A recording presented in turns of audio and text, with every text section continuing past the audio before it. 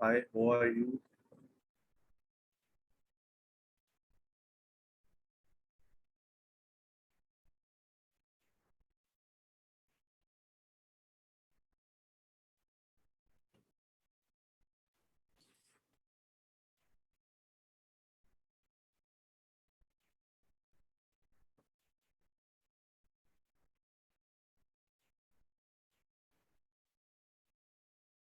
Am I audible?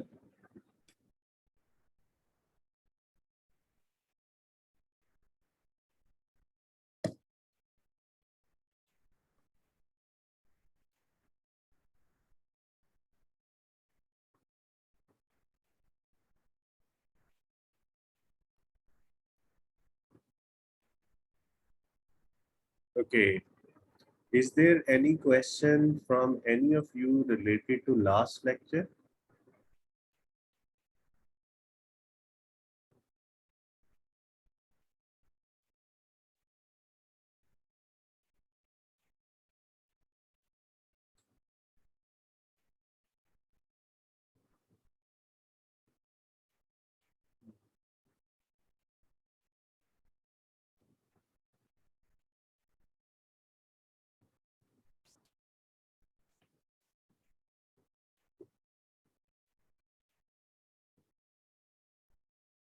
Okay.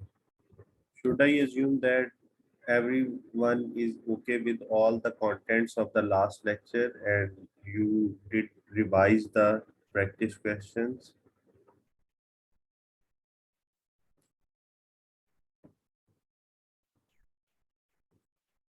Our first agenda of this lecture is to have MCQs from activity-based costing practice kit. So I'm showing you the practice kit of Kaplan, and here are the MCQs related to activity-based costing. So we will warm up ourselves with the help of these MCQs, which is related to the last lecture's topic, activity-based costing. So let's start with the question number 29. Which two of the following are not usually characteristics of a modern manufacturing environment?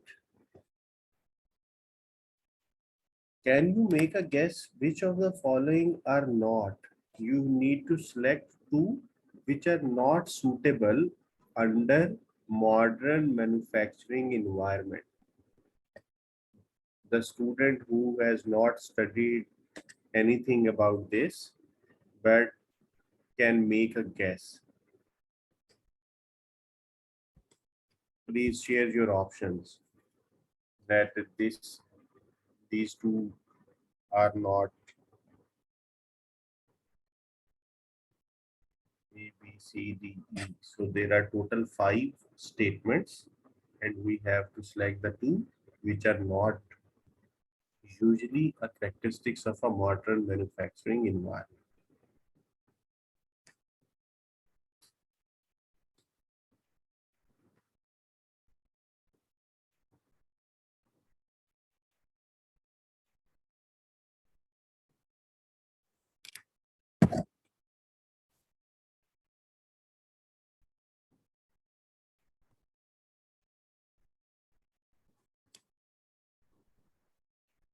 I'm waiting for the options. If you are not able to select the two, then you also need to write in the chat box so that I can give you the answer.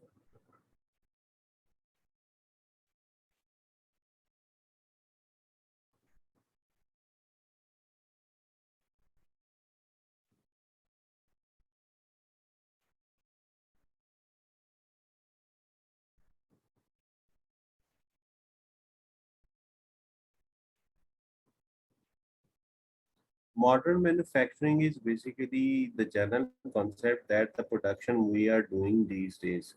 So you know that these days we are doing production very quickly so that there is a shortened production cycle. So these are the characteristics of the modern manufacturing. But we have to select the two options which are not. So first one is the characteristics of modern manufacturing environment. Then we also know that in today's production environment, customers focus on quality. So we can say that a greater emphasis on quality. So this is the characteristics. A greater use of advanced technology. We are also looking in our today's uh, production environment that we are using the advanced technology as compared to 1960s or 1970s. So the first three are the characteristics of modern manufacturing environment. So rest of the two will be the two options which are not. And what are these two? Let us read it. The reduced level of employee participation. Nowadays, employees participation has also increased.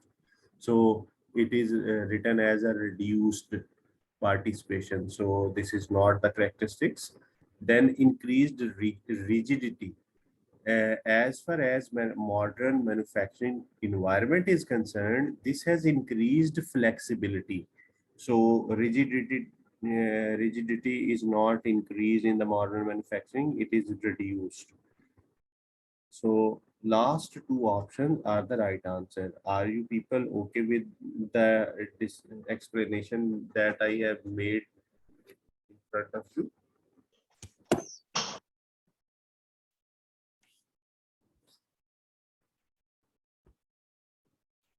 Okay. So let's move on to another question, which is question number 30. A company produces a range of products and uses absorption costing. Which two of the following are unlikely to be a consequence of a company switching to an activity-based costing system? So first of all, you need to understand the requirement. You need to select two. You need to select the two options, or and the two are unlikely. It means which two are not the consequence of a company switching to ABC. So if there are five statements, three are the consequences of switching to ABC and two are not. Because your question is saying that you need to select two of the following which are unlikely, mean to say which are not the consequence.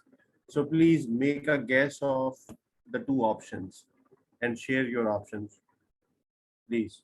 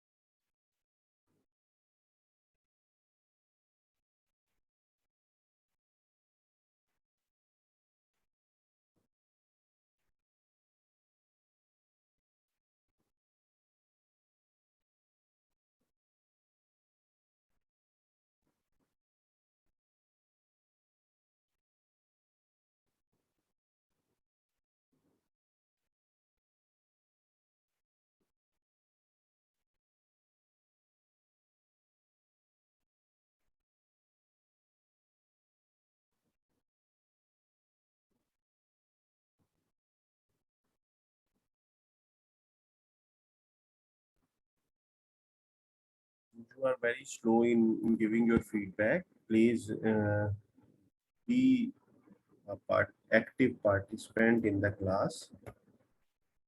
No matter, you may give the wrong answer. This is your first try.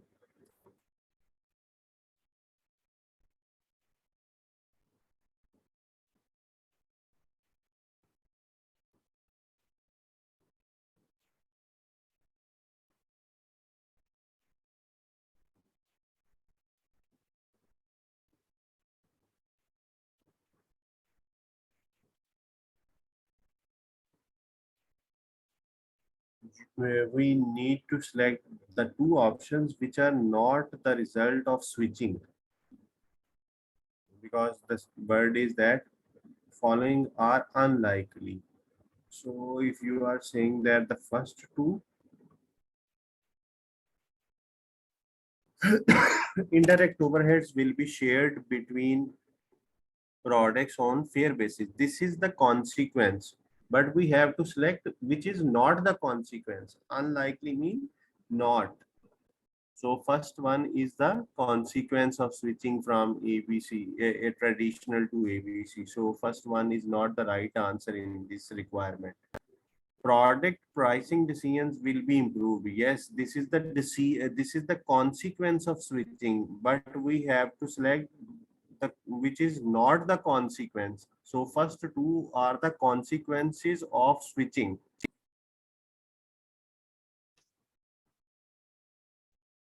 Then the third is prime production cost of each product will fall. We have seen that in a traditional system and ABC system, there is no difference in the prime cost. Prime cost is basically the sum of direct materials, direct labor, and direct expenses. In the previous class, we have seen that due to switching from traditional to ABC, there is only change in the overhead cost.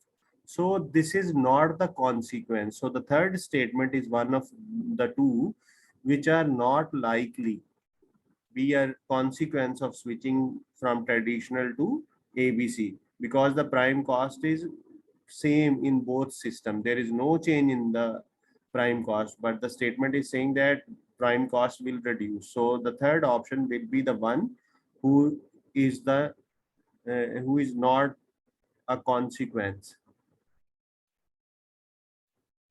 Control on indirect cost will be harder to achieve. We have discussed in the last lecture, due to implementation of ABC, we have a strict control. It means we can easily control our overheads, because we are now dividing the overheads into activities instead of dividing on a departmental basis. So we can say that control on the overheads will be easy, but the statement on number fourth is saying that it is harder to achieve. So switching from traditional to ABC will give us a more control over the overheads. So fourth option is also the one of the not, one of the unlikely. Total production cost of each product will change. We have seen in so many questions in the last lecture that the total production cost is changing. So the last option is the consequence, but we have to select the two options which are not a consequence. So I hope you get your understanding clear why statement number 3 and 4 are selected. Please confirm. Yes. Okay. So there is a numeric question. And please confirm whether we have done this question in the last lecture. Yes. Okay. And what about 32? 31 is done by myself, because I have given you an understanding of the how to tackle the MCQs. So 31 was done, but I guess 32 is not, because we No. have not formally completed this section. So moving to question number 32. Which of the following statement are true regarding activity-based costing and cost drivers? Now, in this question, we have to select the two options which are true. This is the this is the most popular trick of the examiner, that in most of the MCQs, it asks for which of the following are not. Just like the previous two MCQs we have done are the examples of not, but now it is asking for true. The examiner can twist the question, which of the following are not true. So first thing is that you need to understand the requirement. So we in here in this MCQ, we need to select the two options which are true. Can you make a guess which are those two options?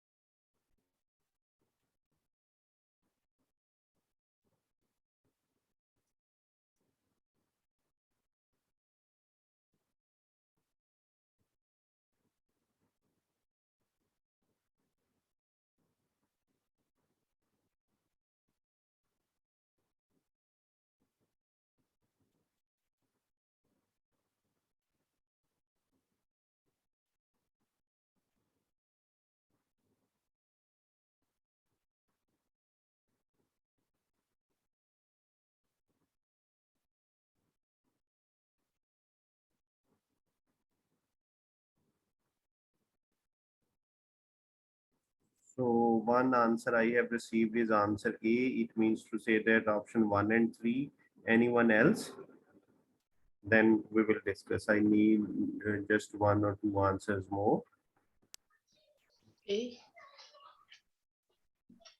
Sorry, is it A? Yes. Answer A. Okay, A. One more, please.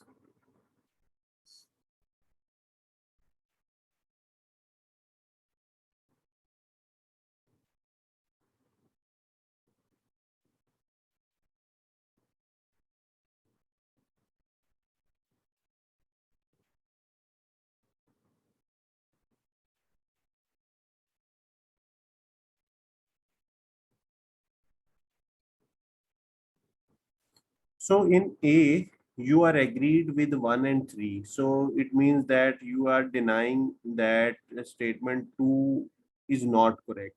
So let us read and discuss the statement 2.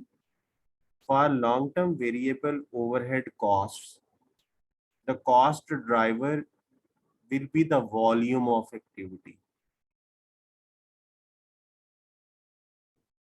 Did you get what is written here?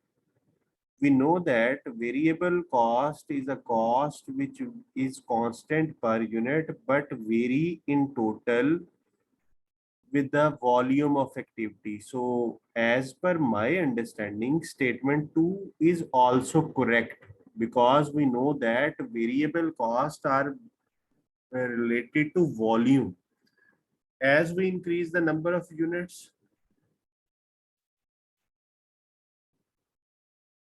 okay, Bhumika is saying that answer is C. So Bhumika, you are denying that third is not true. So let us discuss the third statement. Traditional absorption costing tends to under allocate the overhead cost to the low volume products. This is also correct one. Let me show you an evidence.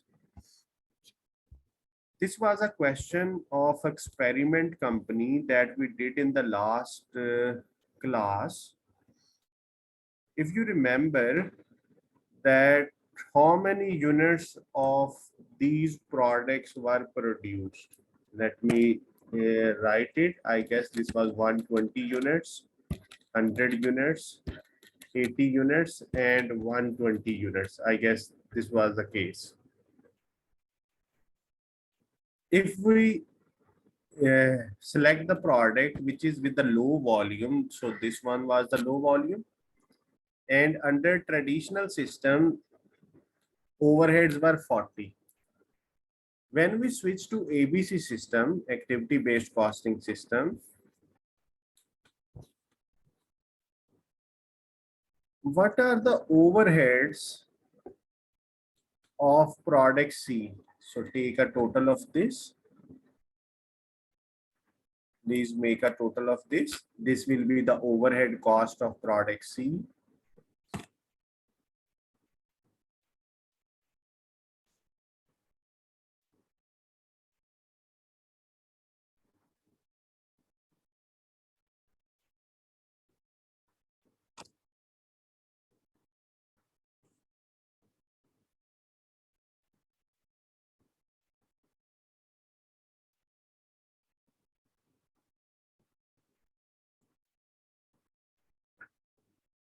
Anyone can make a total. In the last lecture, I said to you that everyone must be having a calculator with him or herself during the class so that you can quickly perform the calculations. Every calculation that we will be doing, I will prefer solved by you. So this is 55.79. 55.79. So what we have observed that the product with the low volume has the lower overheads in a traditional system. So if now you will read statement number 3. So the third one is also correct. So the right answer will be the D option.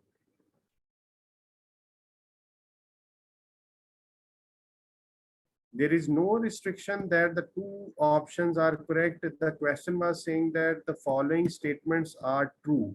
Which of the following statements are true? Might be one true statement, might be two, might be three. So there is no such restriction that in every case you have to select the two. So it could be the D option. So as per my understanding, D option is the right option. Are you people okay with this question? Can I move?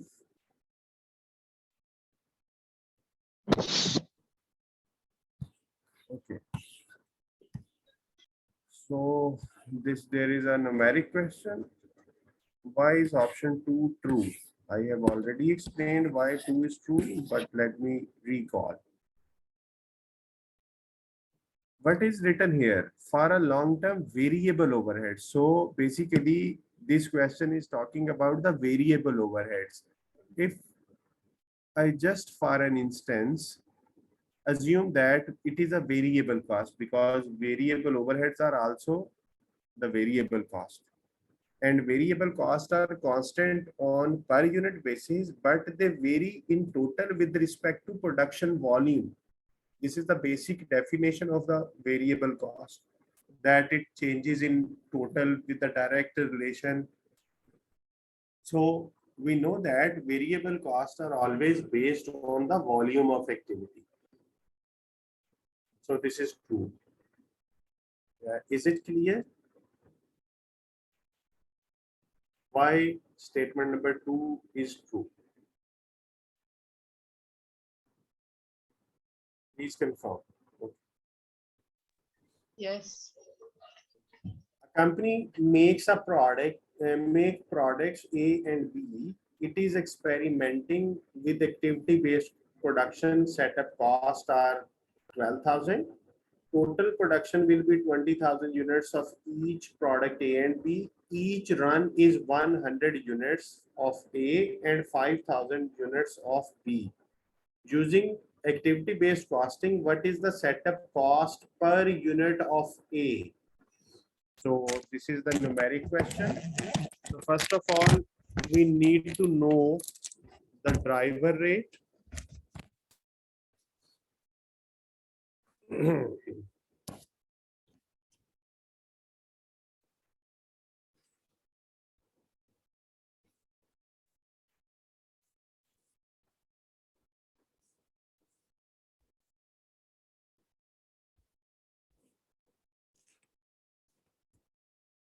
So there is a setup cost.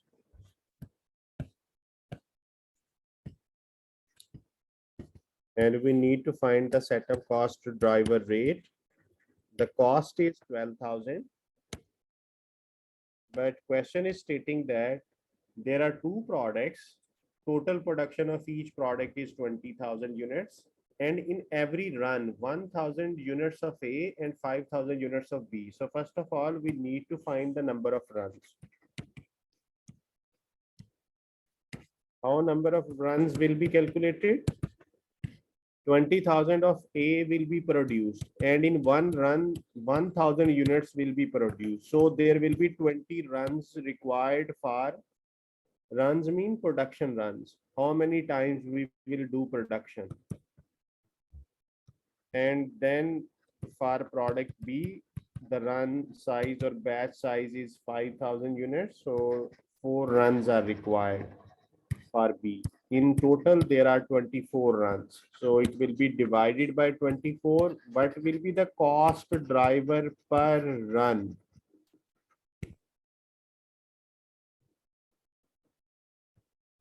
Cost driver per run.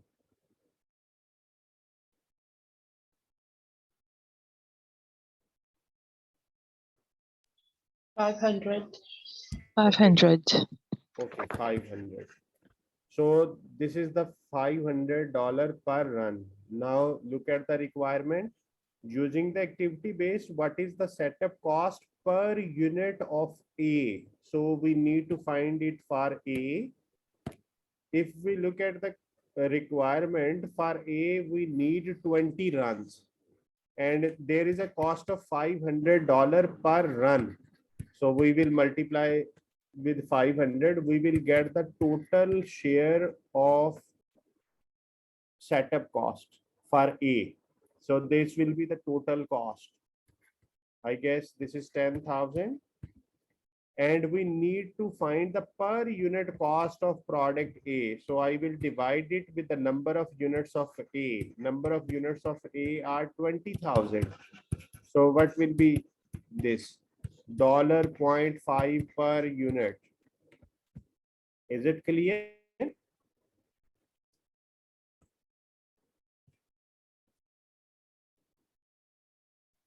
Yes. Okay. So if there is any confusion with any student regarding this question, please ask.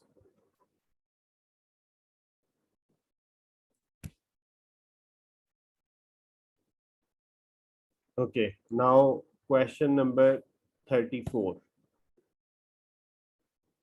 Which of the following statement is are true regarding activity based costing? So please try it. Everyone must try so that I can get a confidence that my students are getting their understanding clear and they are participating in the class. So everyone should be the active participant. Please try question number 34.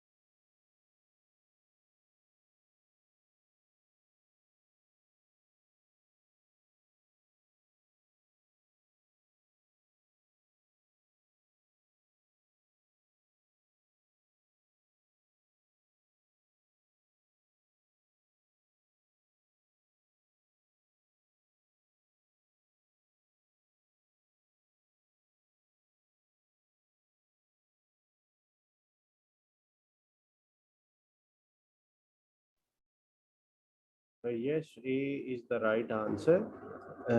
Please confirm whether all students are okay. Why A is the right one?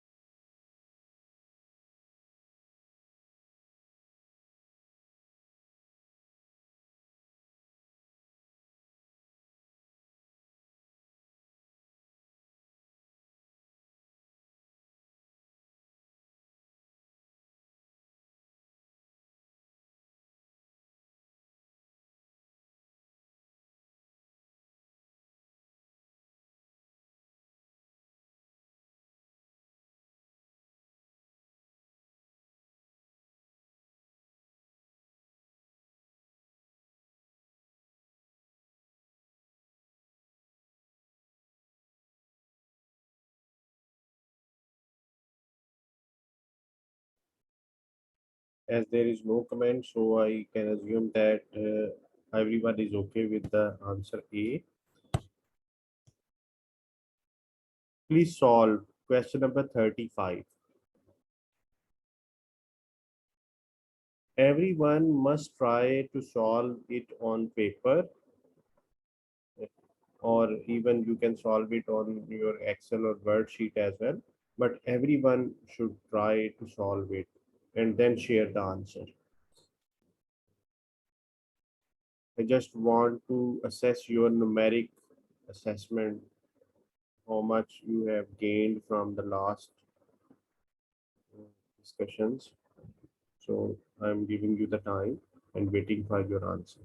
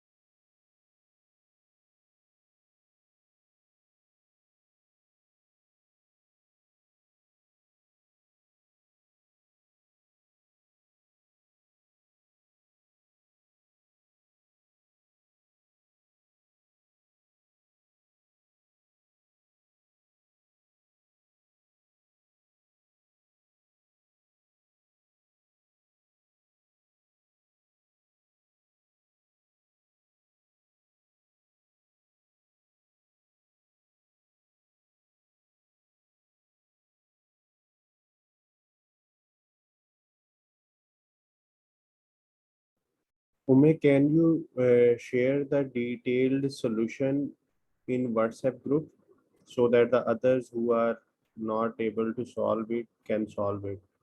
Your answer is correct, but can you share the detailed solution in WhatsApp group? Okay.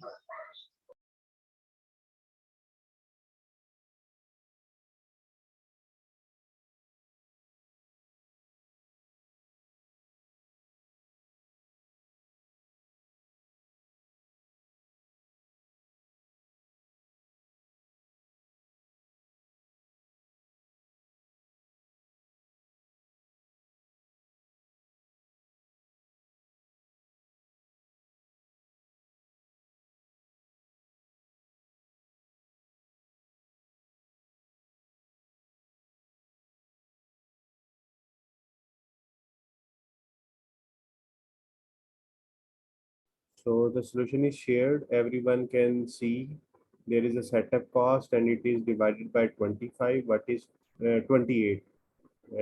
This is just like the copy question of the previous question. So I hope everyone is okay. So moving to the next question, question number 36.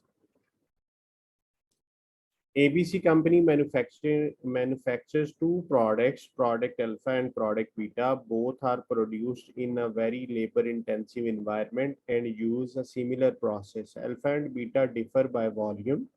Beta is a high volume product while alpha is a low volume product. Please complete the reading. I have to attend a call for a short minute.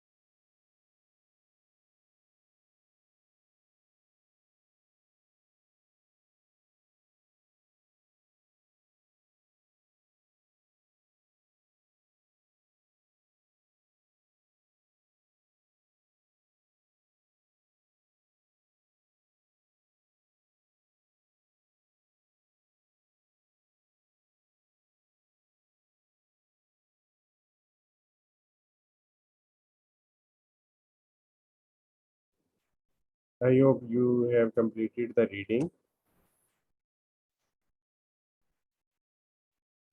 So the details are given: direct labor hours per unit, actual output, number of purchase orders, number of setups. Fixed overhead cost amount to total of 420,000 and have been analyzed as follows. Using a traditional method of overhead absorption on the labor hours, what is the overhead cost per unit of each product alpha? So overhead cost we need to calculate using traditional. So as it is written that the total is 420,000 and it will be absorbed on the basis of labor hours. So what will be the labor hours? If we will multiply 5 with 12, we will get 6,000 labor hours and 60,000 labor hours. So overall it will be 66,000. So what will be our overhead absorption rate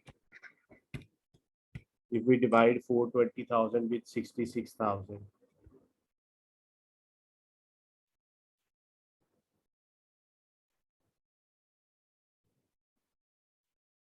This will be our absorption rate per labor hour. Please share answer.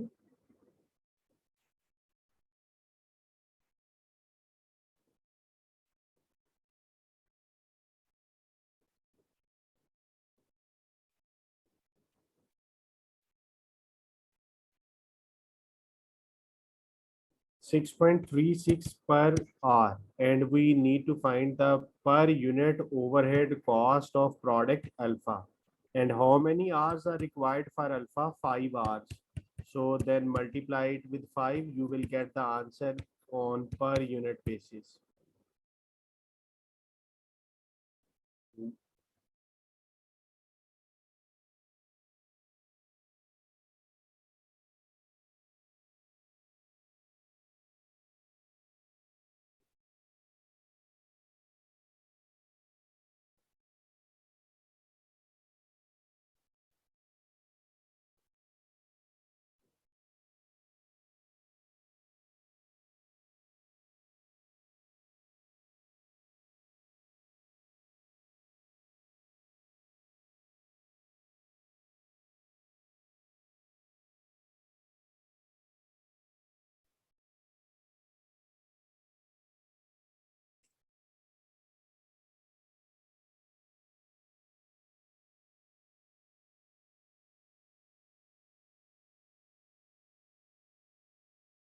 So this is 31 point. And why the answer is different? One is saying that 31.8, one is saying that 31.6. You need to be very precise because your question was saying that it is up to 2 decimal places. So if you write in this box only a single decimal, you will get zero answer. So please solve it up to 2 decimal places, because computer is a dumb. It will check as per instructions. So if you will just write 31.8, this is not the right answer, or 31.6, this is also not the right answer. Please give me the right one to 2 decimal places.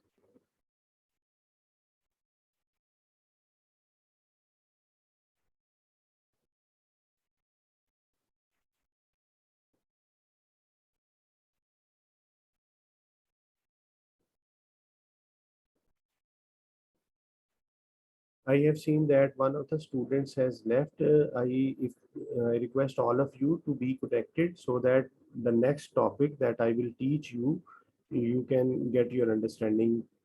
Okay. So this is the right answer is 31.82.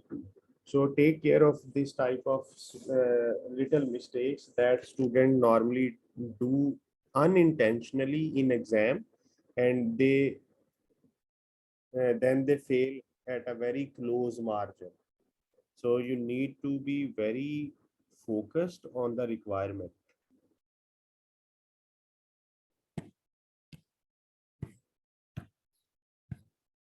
Okay. Then there is the same question. what is the overhead cost per unit of the product beta? So this will be again same because per hour rate is 6 point something 6.36 and beta requires 5 hours of labor. So 31.82 will be the right answer in this question. So the same question, but now the requirement is different. Using activity based as a method of overhead absorption, what is the overhead cost per unit of each unit of alpha? So here in this question, you need to find the overhead cost of alpha, but using activity based costing. So there are three activities: volume related, purchase related, and setup related. And there is a number of purchase orders, number of setups as well. And what will be the base for the volume related overheads? What base should be used?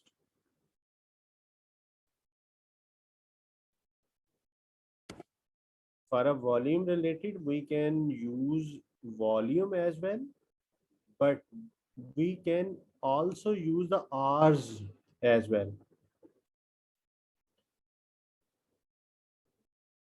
I guess both of the option will give the same result because total hours are also based in a proportion of volume. Because we multiply 5 with 12, this will be 6,000, then 12,000 into 5, this will be 60,000. So this will be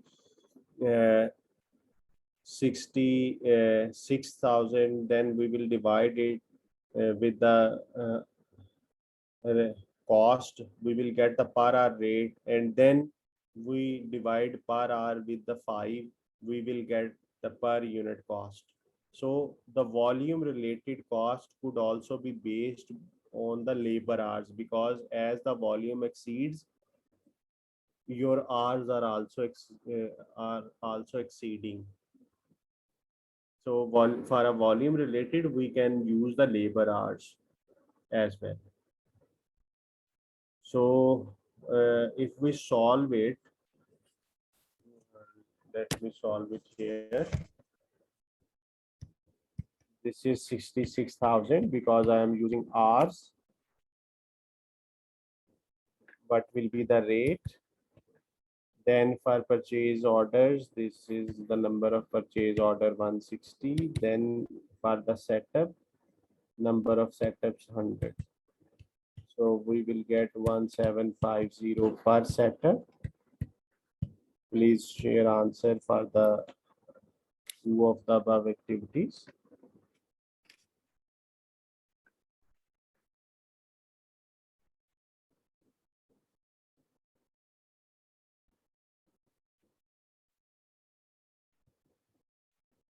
This is 1.52 per hour. And what will be for purchase related?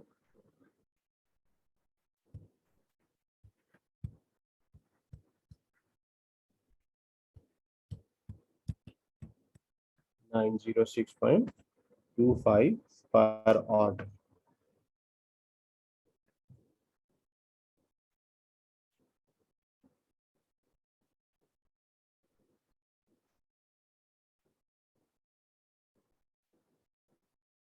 So after calculation of these rates, we can find the cost for 1 unit of alpha. 1.52 is the rate for 1 unit of per hour, and 1 unit of alpha requires 5 hours. So this will be your cost for labor volume related.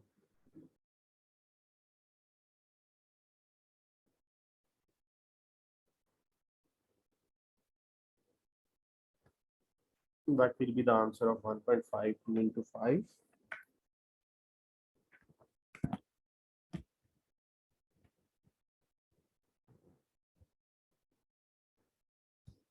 This is $7.6. Then 906.25 per order. So 906.25 per order. How many orders were placed by Alpha? It's 75. And we know that we are calculating on a unit basis, and how many units are produced for Alpha. 1200 units are produced for Alpha. So this will be the per unit cost related to purchase.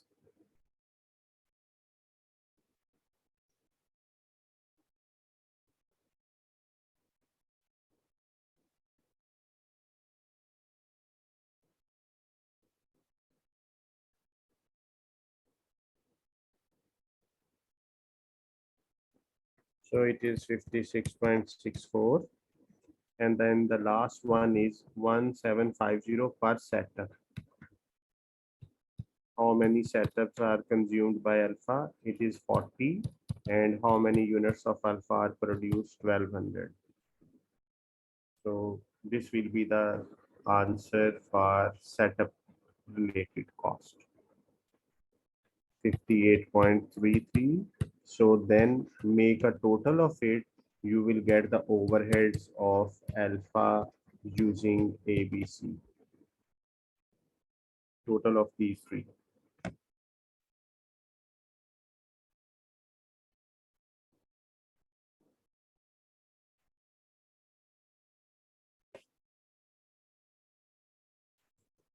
$122.57. So we will select the C option.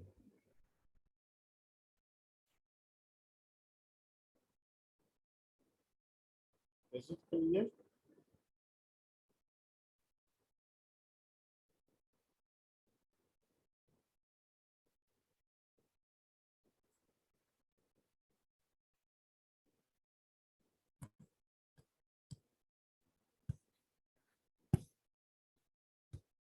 So moving to question number 39.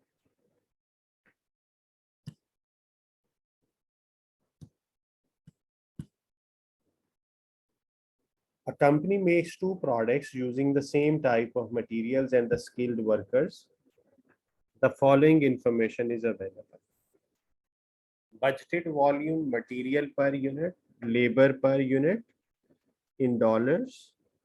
Fixed cost related to material handling amounts to 100,000. The cost driver of these costs is the volume of the material purchased. General fixed cost absorbed on the basis of labor hours amount to 180,000. Using activity-based costing, what is the total fixed overhead amount to be absorbed into each unit of product B to the nearest whole dollar? So there are two products and using ABC. So in activity based, there are two types of activities. One is the material handling and other one is the general fixed overhead. And question is saying that material handling cost will be absorbed based on the volume of material purchased. So what is the volume of material purchased?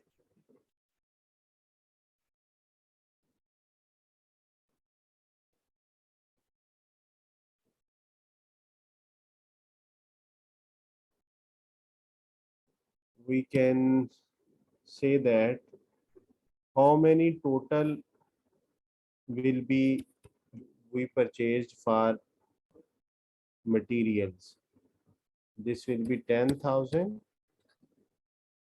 And if we multiply $20 of material with 2,000, this will be 40,000. Yes, very good. This 50,000 is the volume of material in total. So if we divide with the volume, dollar will be cancelled out. The rate will be 2. What is the meaning of 2?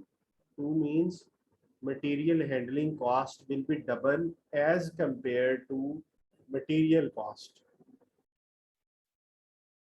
So the driver rate is $2 per dollar of material, or we can use the word times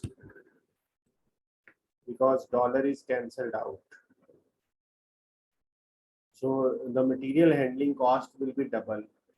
as compared to the material cost. So if the product B is acquiring the material for $20, so it means material handling will be $40. How it will be 40? Because the rate is 2 and the base is material, and the material consumed by B is 20. So this will be $40 cost.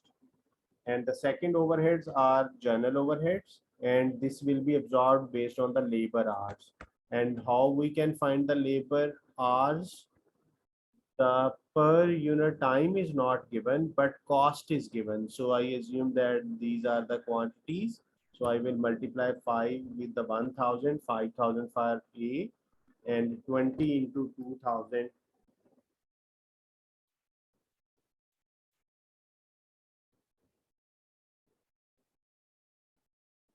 So what will be the total of the labor? 45,000, because 40,000 plus 5,000 will be 45,000. And when you will divide 180 with the $45,000, both figures are in dollar. Again, dollar will be cancelled and answer will be in times.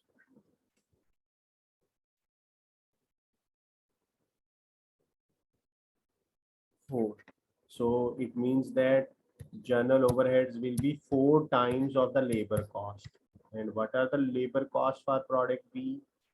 It is 20. So this will be 80. So in total, product B will be having an overhead cost of 120. So B option will be the right option. Is it clear? So this is a different type of the ABC question in which the base is also in dollars. So if the base is in dollars, dollar will be cancelled out. So your rate will be in times. In all previous questions, the base figure is not in dollars. So we get the answer in dollar per hour per setup. But here in this case, the base was also in dollars. That's why we get the answer in times.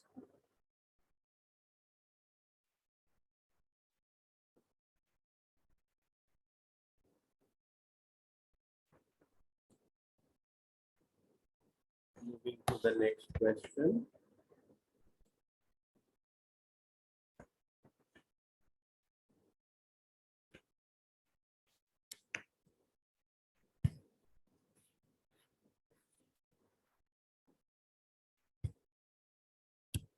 A company is changing its costing system from traditional absorption to labor hours activity based costing. It has an overhead cost of this. Assuming that the company uses the number of deliveries is the cost driver, what will be the effect on the cost per unit? So this is a longer question. You just need to solve it with the help of traditional system and then with the help of ABC. Then you need to identify whether there is an increase in cost or decrease in cost. So I leave this question for you because I have done so many long questions in the last class. Uh, for a same situation that just like for an example, I give you the recall of brick by brick question in which first we have calculated the traditional cost, then we have calculated the activity based cost, and then we can compare. If the cost is increased, we will select the increased, and if the cost is decreased, we will select the decrease. So you can do it by yourself. I'm leaving it for you. DRP has recently introduced the activity-based system. It manufactures 3 products, D, R, and P. Budgeted output, batch size is given, machine setup per batch is given, purchase order per batch is also given, processing time per unit in minutes is given. So this time is given in minutes, not in hours. 3 cost pools have been identified. Their budgeted cost for the year ending are this one: machine setup cost, purchasing of material, and processing. What is the budgeted machine setup cost per unit of hour? So we just need to find the machine setup cost per hour. So first of all, what should be the base for machine setup? So mm, there is a batch size and then machine setups per batch. So first of all, we must calculate the number of batches. Total production is given, batch size is given. So we will get how many batches we require for D. So 1000 batches are required for D. And how many batches are required for R? 2000. And how many batches are required for P? 50,000 divided by 25. So I guess this is also 2000. So we got the number of batches. Then we have the machine setup per batch. We will multiply with this. We will get 3000. Then we get 8,000 and then we get 12,000. So in total, there are 23,000 machine setups. Then we will divide it with 23,000. What will be the rate per setup?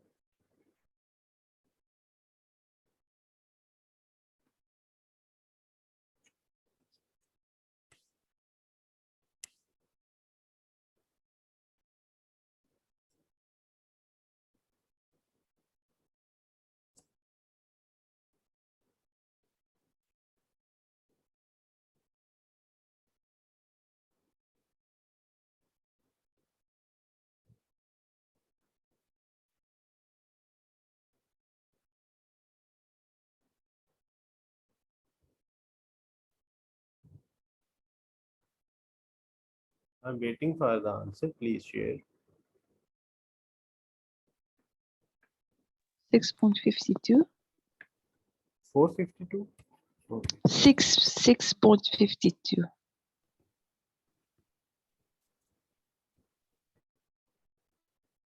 6.52. Okay.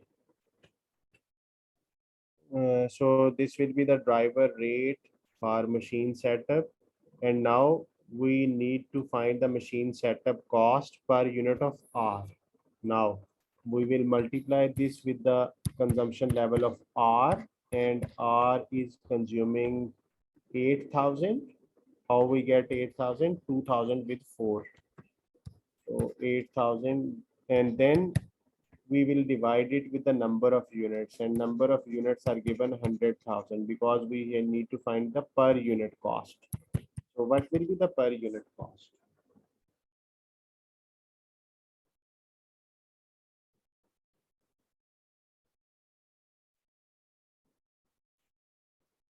It's not 66.52. It's 6.52. Okay, okay. So this is 6.52.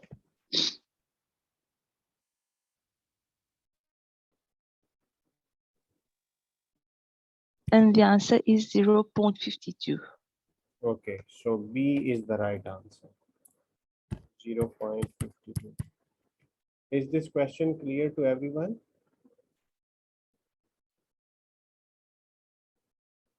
So almost about an hour, we just revised the previous topic with the help of multiple choice questions that are asked in exam questions from this area of the syllabus.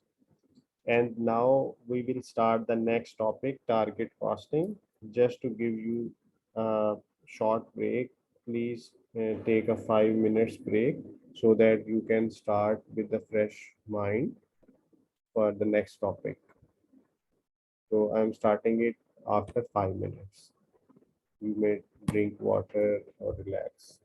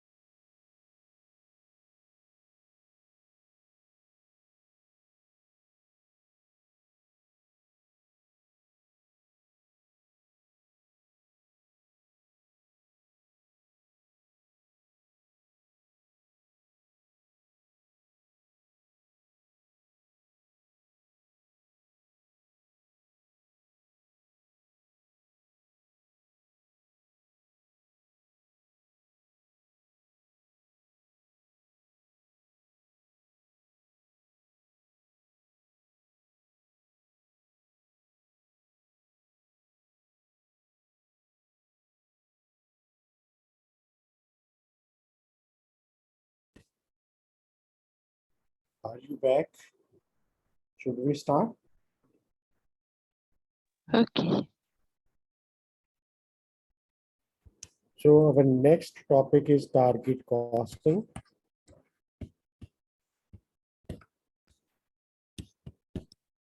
As I told you in the last lecture, that costing is the way to calculate cost. So we can say that target costing is a way to calculate target cost. Now, what is the target cost? Target cost is derived or calculated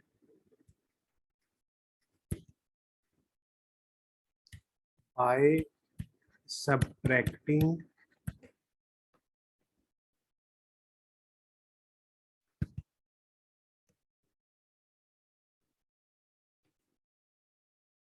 desired profit margin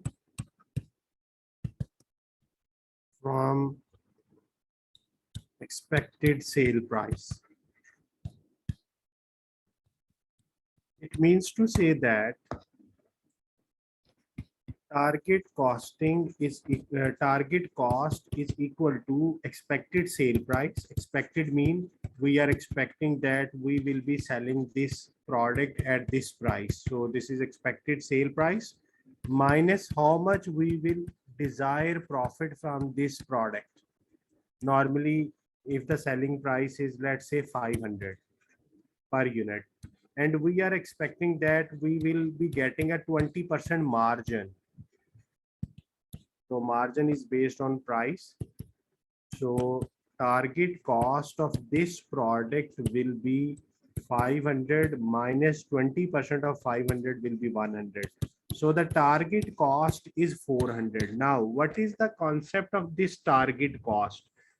We try to produce this product within 400. I repeat, the concept of target cost is that we try to produce a product within the limit of 400. So our target cost figure is 400. We should not exceed our target cost figure. So basically, this is the reverse of the cost plus pricing. Normally, you have studied that first of all, we will find the cost, then we will add the profit, and we get a price. So this was the cost plus pricing, cost plus pricing system. Normally we do with this concept that we first of all we will find the cost, then we add the profit, then we get the price. Now this is the reverse. First of all, we will be expecting that we can sell this product at this price. Then we also want some profit, and then we will arrive at a target cost. So target cost is just like the concept of target in general life, that we want to achieve this. So in terms of cost, this is the cost that we want to achieve it. And then we will estimate the cost. And how we will estimate the cost? We will say that material will be used, labor will be used, variable overheads will be incurred, fixed overheads will be incurred, then other costs, and then we arrive at a total of these costs. So this will be our estimated cost. Just for a clarity, let us assume that the estimated cost total is 405. So as per our previous example, our target was 400, but now we have estimated that these dollar of material will be consumed, then labor will be incurred, these costs will be incurred, and I assume that the ultimate total of this is 405. And if you look at this calculation, 5 more is estimated.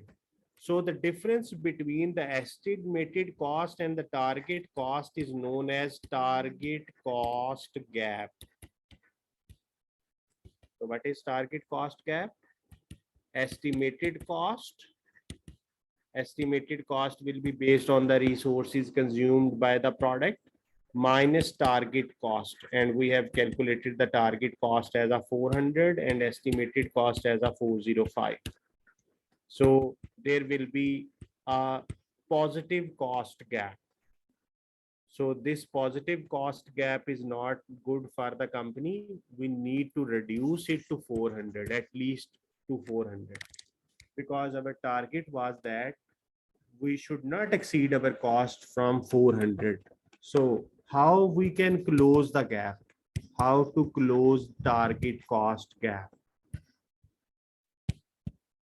How we can close the gap? We can search for the alternate material. Let's say previously we assume that the 20 kgs will be used and the per kg rate is 5 and this is 100 and we want to save $5.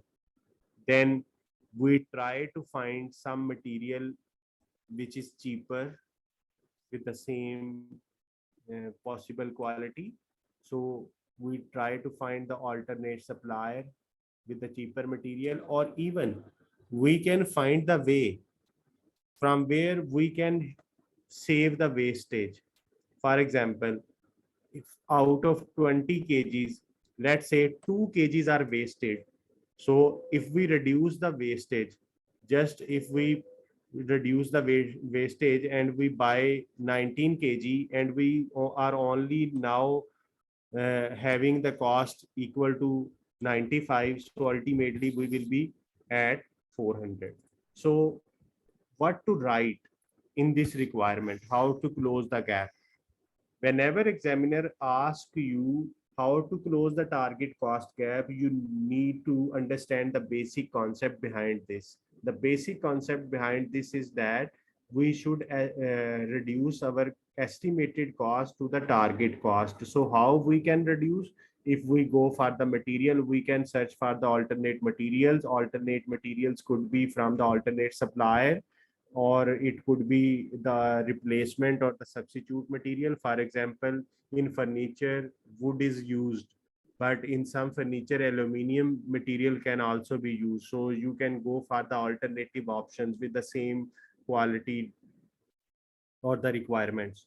Then there is another cost of labor involved. So how many hours of labor are required, what we pay. So we can also go for the efficiency of labor, or we can also search for the alternate labor which is having a low wage rate. Then we can also have a look at the other costs. So the handouts I have shared with you, first of all, target costing is explained, then concept of target cost is given, then the steps are given how to, the target cost is implemented in the companies, then the concept of the target cost gap, then how you can close the target cost gap. Please read this paragraph, how to close the target cost gap. And if you feel any confusion, then I'm here to explain. So please read this page in front of you, and after reading, do update me in chat box that it is done.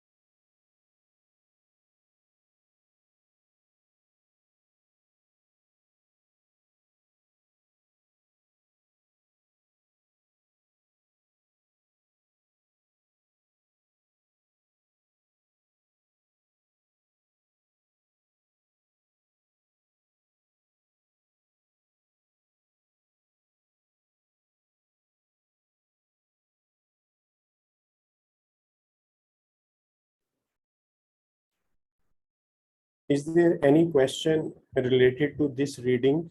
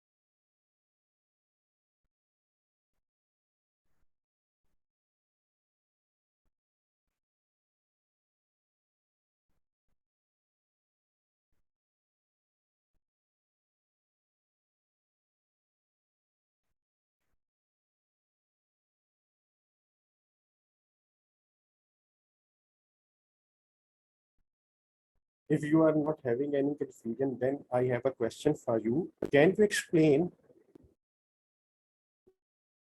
what is the meaning of using standard components wherever possible? Can you explain it? Using a standard components wherever possible.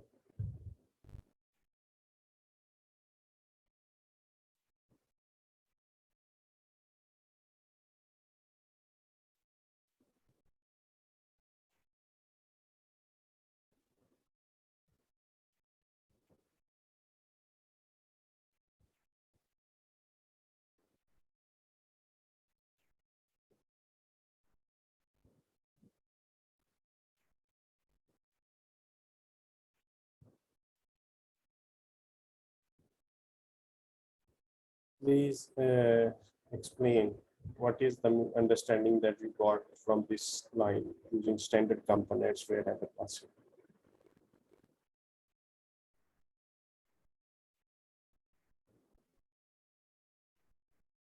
Anyone can explain.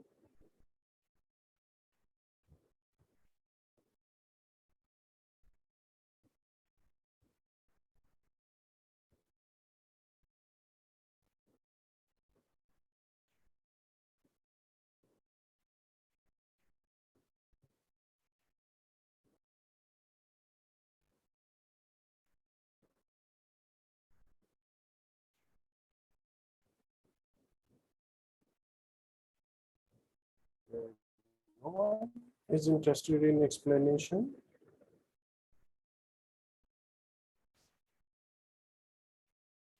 What should I assume? That you are not participating because you have not get your understanding clear regarding this?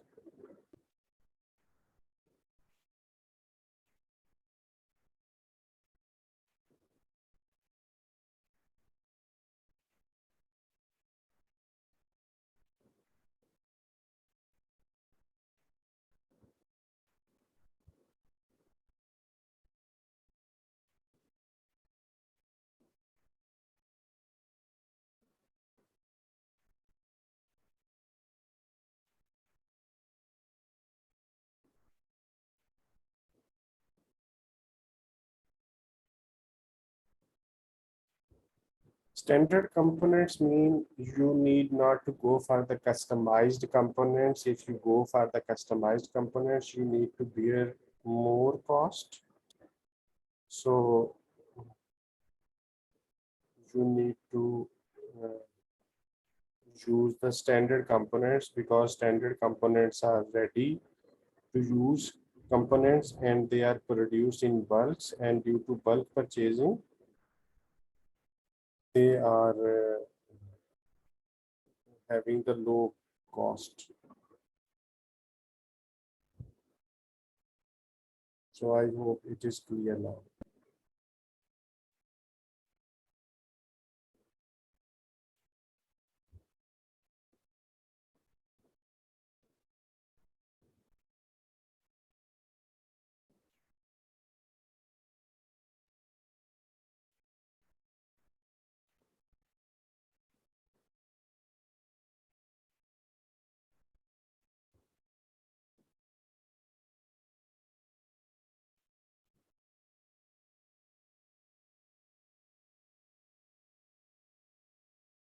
The next thing is very interesting.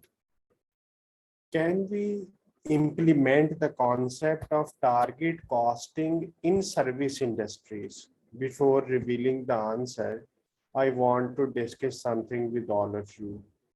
Target costing, is the target costing concept is suitable in service industries? Before discussing the suitability, first of all, we all must be on a one page that what is our understanding regarding the service industry. Can any one of you define a service industry? What does the term service industry means? Just like the manufacturing company is the one who is producing goods, and what are the service industries or the service companies? So just think in your mind, and even if you want to share your thinking, your thoughts with us, please do not hesitate to share. The subject of performance management is basically related to the discussions, because whenever you assess the performance in practical, you need to discuss this with different angles, different perspectives. So try to use yourself, your thoughts to discuss the things with me, your classmates, so that we can have an interactive class. Okay, one of the example is the healthcare services. Very good example. But if we talk about the service industry's definition, the definition is that service industry is the one which is not providing us the physical outputs, but they are serving us. One of the example is the healthcare services, just like the hospitals. So this is a good example. Another service industry might be the airlines, who are providing us the services for traveling, might be the railways, the cargo services, call services. We are having the internet services. So in a service industry, can we implement the target cost? What do you think? Can we implement the target cost concept in the same way as we are trying to implement in the manufacturing environment? Just like I have given you an example that I will be selling this product at this rate, then this will be my profit, and I will produce it in this limit. So is the setting the limit of the cost is suitable for service industries as well? So one answer I have received by Sonam is maybe. Okay. Any other student, what do you feel? What is your thinking, that is this concept suitable? There might be three answers, maybe, no, or yes. So one answer I have received is maybe. Please be quick. No need to shy. I expect a wrong answer from yourself. So you do not expect that I am expecting the right answer, and if you will not give the right answer, I will punish you or I will be surprising. So I be confident. I am expecting the wrong answer from your side. So just share so that your interaction would be increased. Otherwise, you will feel monotony. Okay, two answers are for maybe. No one is for yes or no. Actually, maybe is a very easy option to choose.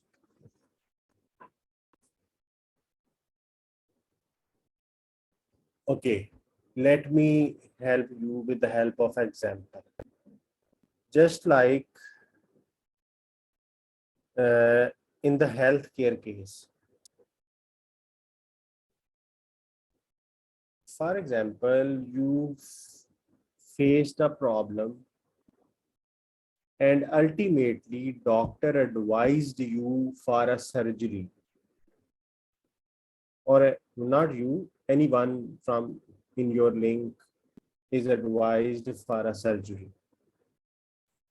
So if we try to implement the concept of target costing,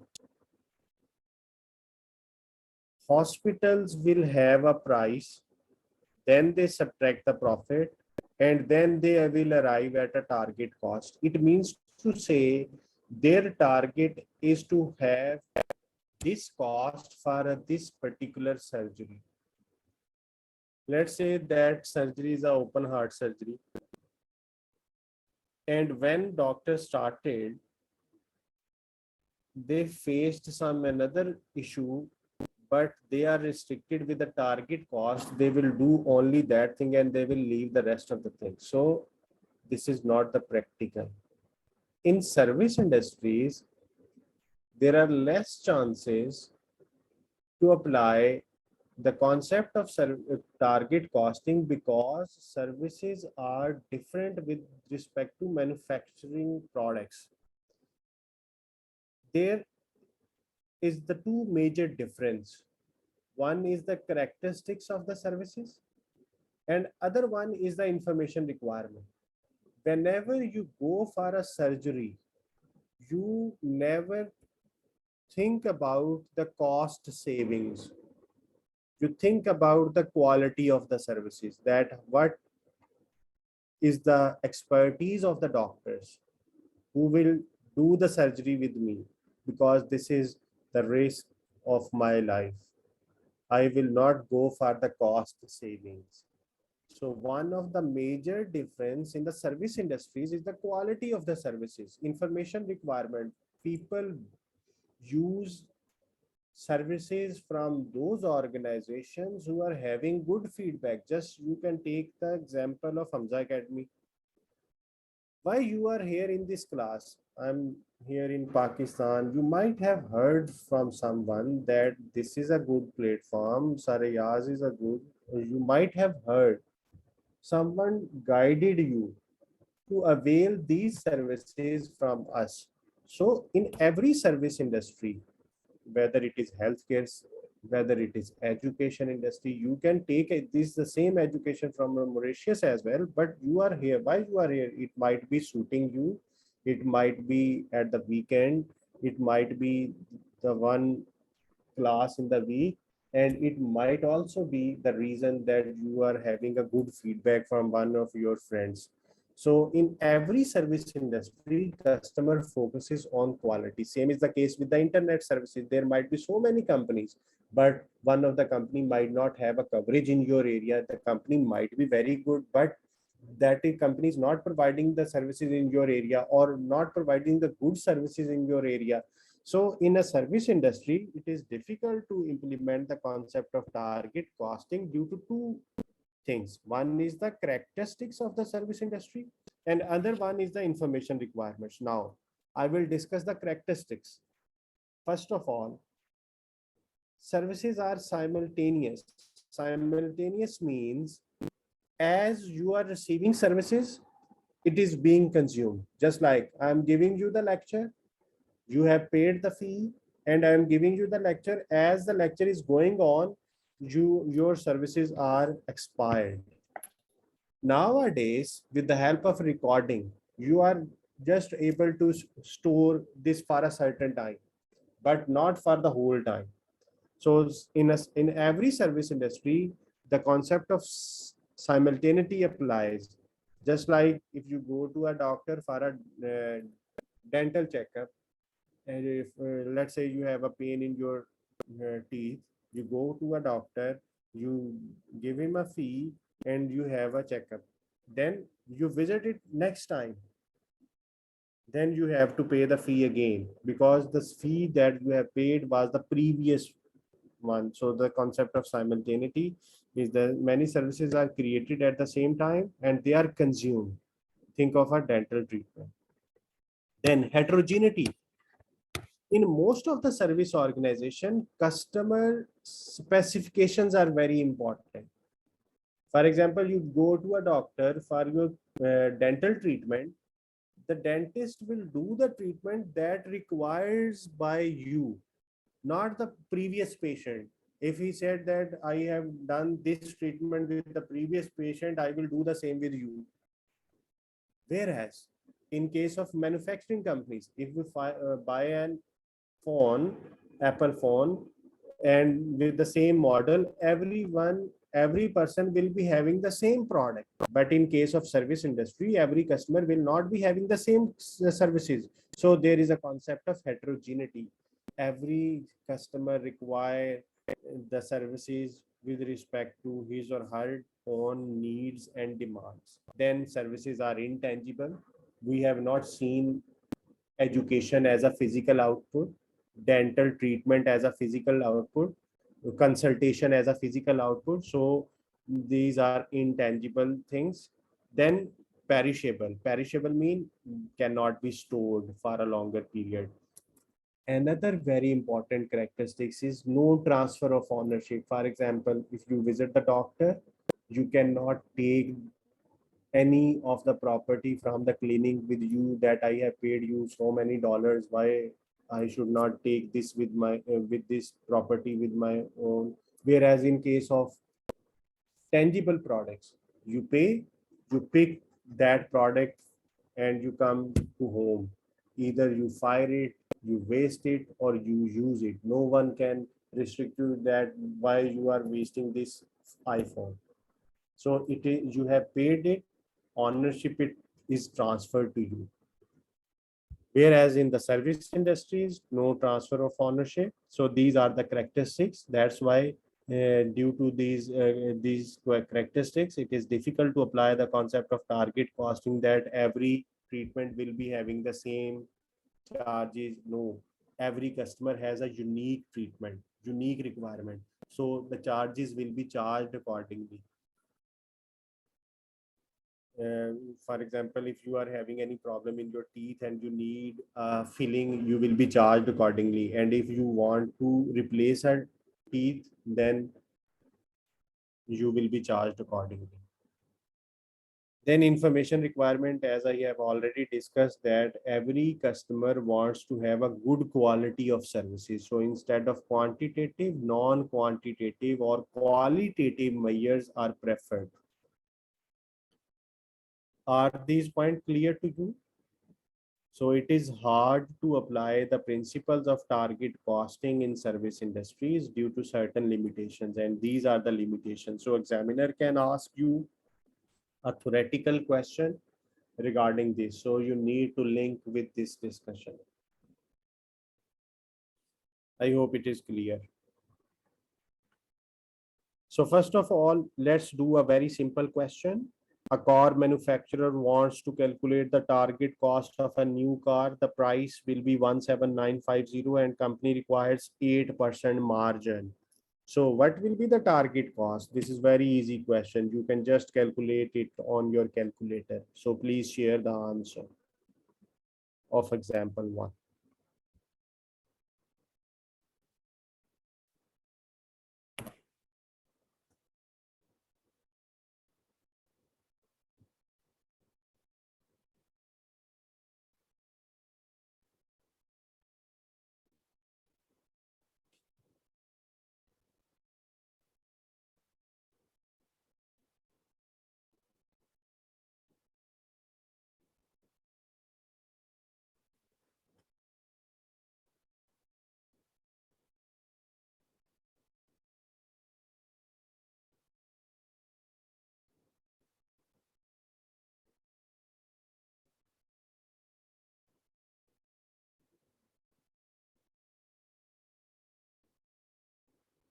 I asked my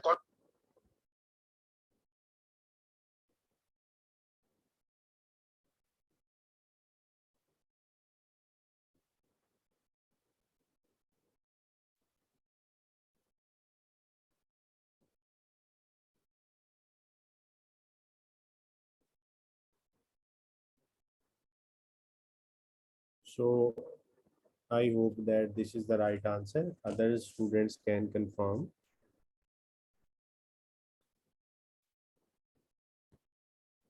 This is very easy question. So moving to the a bit complex question. Great Games, a manufacturer of the computer games, is in the process of introducing a new game to the market and has undertaken the market research to find out about the customer's view on the value of the product and also obtain a comparison with the competitor's product. So this is all the story. The result of the research has been established that the target selling price is $60. And this is the cost estimate. Target profit margin is 30%. Calculate the target cost of the new game and target cost gap. So first of all, what is the target cost? So as per the concept, target cost is the sale price minus desired profit margin. Margin is 30%. So the 30% of the price will be 18. So this is our target cost. And what is the concept of target cost gap? Target cost and estimated cost. So these are the estimation. The material cost will be this one. Labor cost, machinery cost, ordering and services, quality cost. Then we have a marketing cost, distribution, and after sales services cost. So what will be the total of this? So this will be our estimated cost.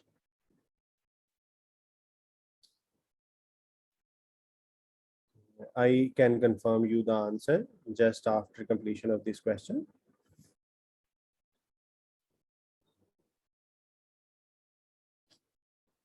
I leave it for others, but no other student have confirmed that the answer is correct. So I will confirm you just after completion of this question.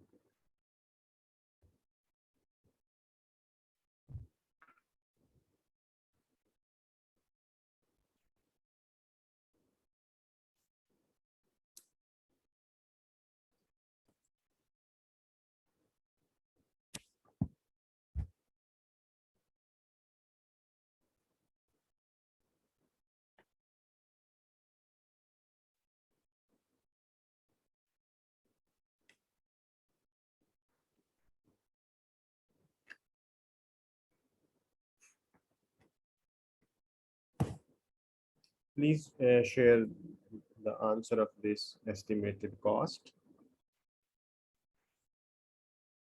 45.89. So the gap will be 3.89.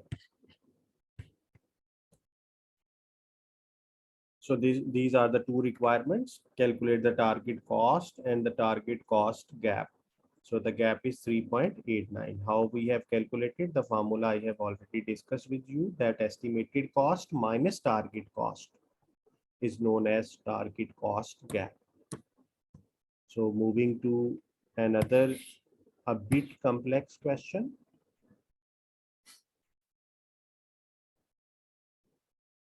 If we look at the first requirement, explain the difference between standard cost and target cost. I move to the previous question. This is the standard cost that I have estimated that this cost will be incurred. So this is the standard cost. And target cost is the difference between sale price and the desired profit. So you need to write it for 3 marks. If the same question will be asked to you, you need to explain these two concepts and then you need to compare. So what is a standard cost? You need to write what is a standard cost and then what is a target cost, and then you will write 1 or 2 sentences for this. The second requirement of the question is that explain why a move to target costing will be beneficial to ZZ Limited. So there are the something written in your book. What are the benefits of target costing? So after reading that page, you will be able to answer this theoretical question. I have skipped this portion This is just the introduction. I can read it. ZZ Limited makes and sells the cameras, which they wish to extend their product range, including a digital camcorder, will be easier to use, have a better resolution and lots of features available with previous technologies. Not available with previous technologies. The camcorders are produced by assembly workers and a variety of components. All the production overheads are currently absorbed. So this is all the story, which is not relevant actually. So I have skipped that. Now, one question was that how I can confirm that my answer with the question one is correct. So we can just confirm it. If you have calculated in this way, that target cost is equal to sale price 17950 minus 8% profit margin. So you need to take the 8% of 17950. So now if you done in this way, your answer is correct. So be confident. Is it in the same way? Yes. Okay. So this is just like the exam style question. Now I need your concentration. The details are given. This is in fact a very good question for building a basic concept. In the first class, I was telling you that you need to do some perfect practice, some focused practice. So this is the one of the focused example which will clear all the concepts associated with this topic. A selling price of 240 pounds has been set by ZZ Limited to compete with similar products. So the target selling price is 240 pounds. The company cost information is given. Circuit board cost 50 each and it is purchased in a batch of 5,000 and delivery cost of each batch is 7,500. First of all, let me add something for you. These 5 points are basically the details for standard estimated cost. So with the help of these 5 points, we will arrive at a standard cost. And this is the price. And there is some little mistake in the question. There is a profit margin missing in the question. That what will be the margin? This is the typing error. Because if we need to find the target cost, we must have a margin. So what we can be the margin, I will write it afterwards. I can give you the rate of margin, that what is the profit rate. So I will provide you in a while. So what is the requirement of this question? Calculate any cost gap. So for arriving at a cost gap, we need to have two things. One is the estimated cost. The information for estimated cost is given in 5 points. And the rest of the information is for target cost calculation is the sale price and the margin.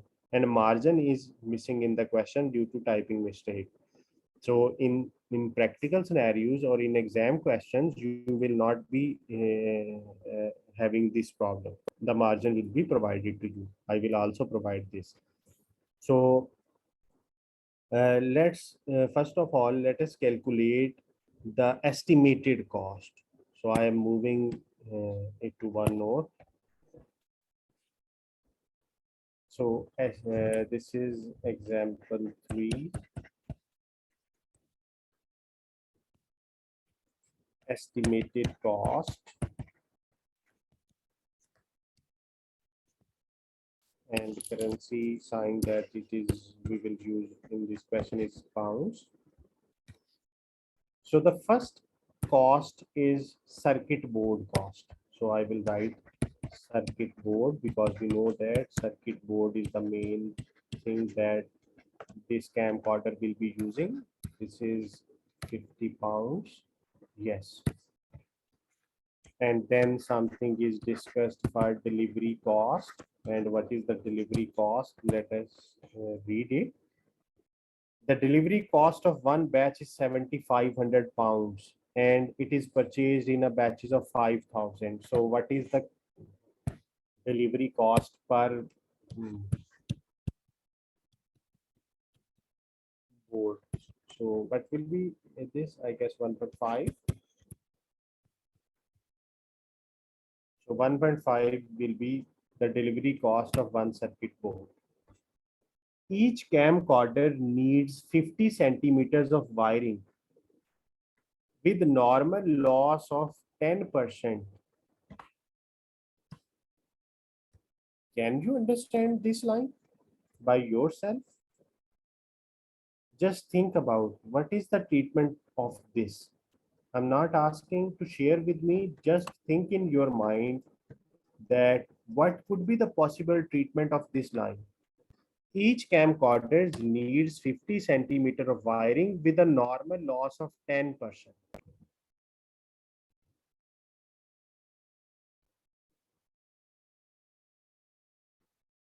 In your management accounting paper, you have studied a topic process costing. In that topic, you studied that input is equal to output plus loss. Very simple situation. There is only one type of loss, which is normal loss. If the input is X, you will have some output, which is 50 centimeter. And there is a 10% loss. And we know that 10% will be from the input. We'll apply it to the total input. So if we solve this with respect to X, we will get the answer of X.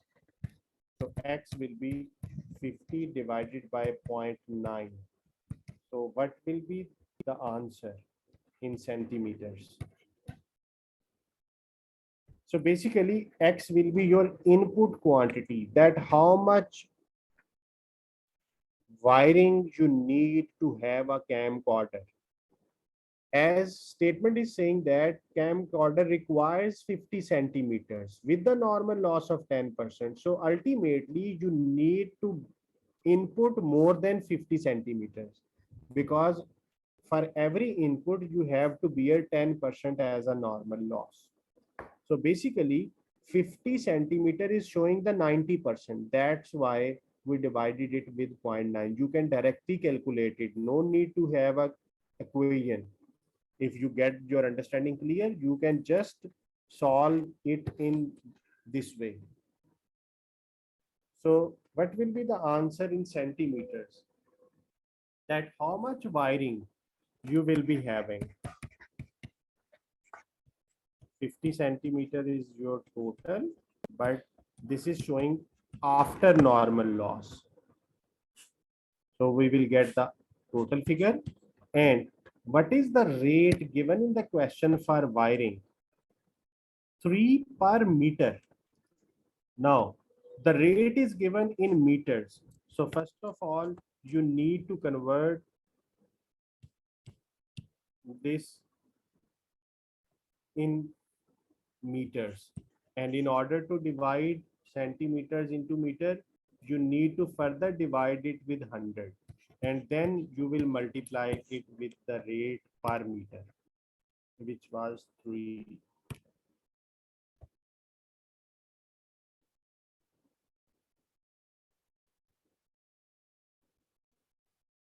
Please share answer.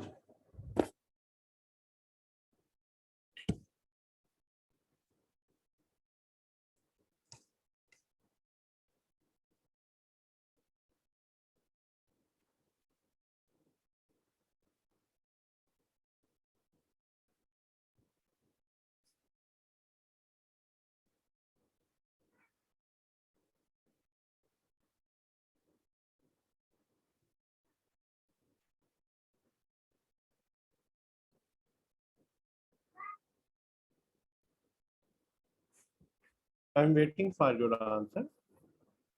So the final answer is 1.67. Is it clear?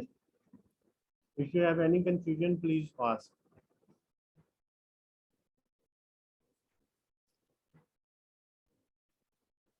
Okay. Other materials 12.5 per camcorder. So other materials will be 12.5 per unit.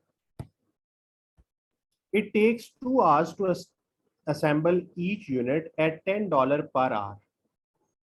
So the labor cost will be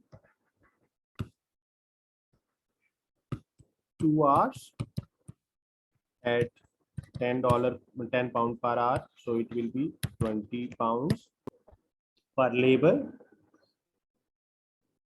with 16 hours a day. So this is your total capacity per day, 6 days and 50 weeks in a year. And ZZ Limited has 100 workers available for this task. So this will help us to calculate the total time, total available time. 16 multiplied by 6 multiplied by 50 multiplied by 100. So this will be giving us the total capacity of labor hours in the year. What will be the number of labor hours in the whole year if we want to have a total budgeted capacity? 16 multiplied by 6 multiplied by 50 multiplied by 100. What will be the total budgeted capacity of this company?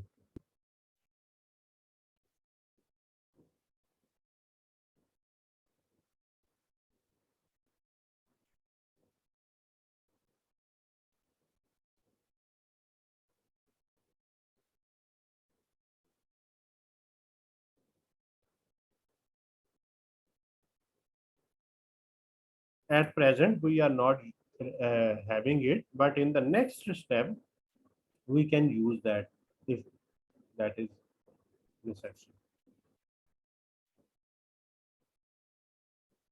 Okay, moving to the point number 5. You are given with the production overheads. Should it not be 10 multiplied by 16 multiplied by 100? No, it should also be multiplied with 50 weeks in the year, because you are given with the week. First of all, it is given 16 hours a day. Then a bigger unit from day is the week, 6 days in a week and 50 weeks in a year. So in order to have 100 per year capacity, you need to multiply 16 hours of one day multiplied by 6 days. It will be the capacity of 1 week, and then there will be 50 weeks in the year, and there are total 100 workers. Okay. The point number 5 is that month-wise overheads are given and month-wise hours are given. Now, can you tell me whether these overheads are fixed overheads, variable overheads, or semi-variable overheads? First of all, you need to identify whether these overheads are fixed overheads, variable overheads, or semi-variable overheads. So I am waiting for your response. Please explain. Please tell me what are these overheads.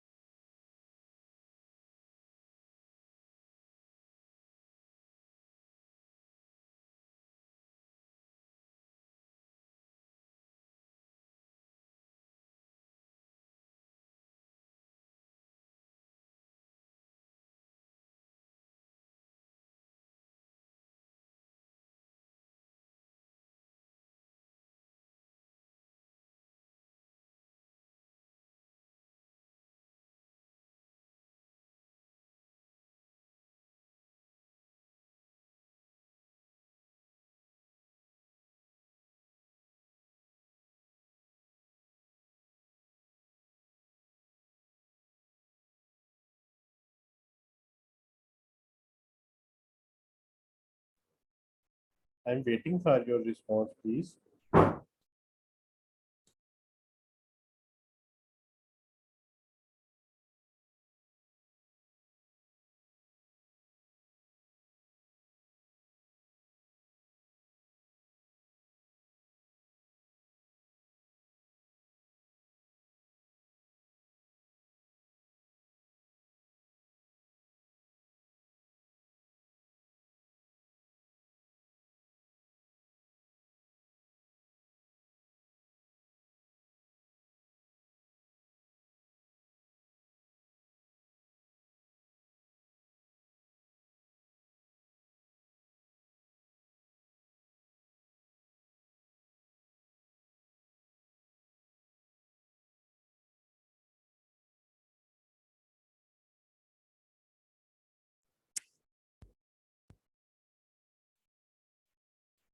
If the total overheads are same at the all levels, then this is fixed, but this is different. So this is not fixed overhead.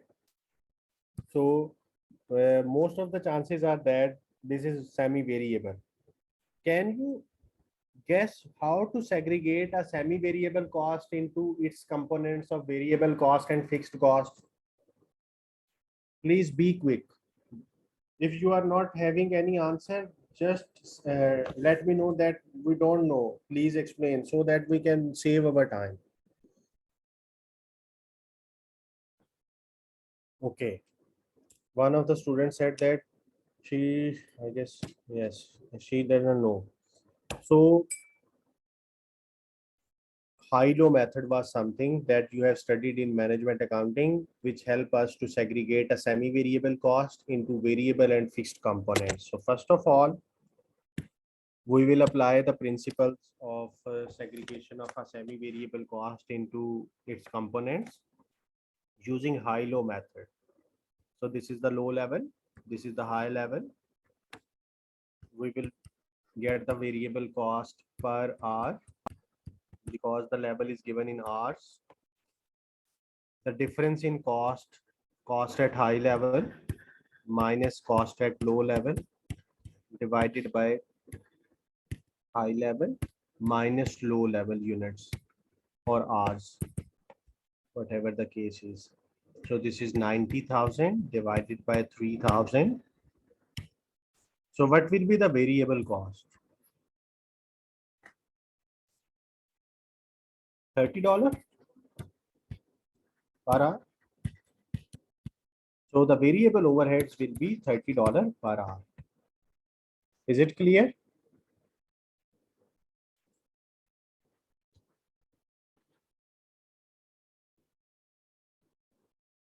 Okay. The next thing is to have fixed cost. So for a fixed cost, we know that total cost is equal to fixed cost plus variable cost.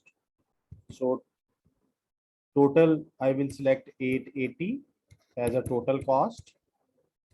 A fixed cost will be calculated, and we have just calculated B, which is the variable cost per hour, and X is the activity level at 880. So what will be the answer of A? 880,000 minus 750,000.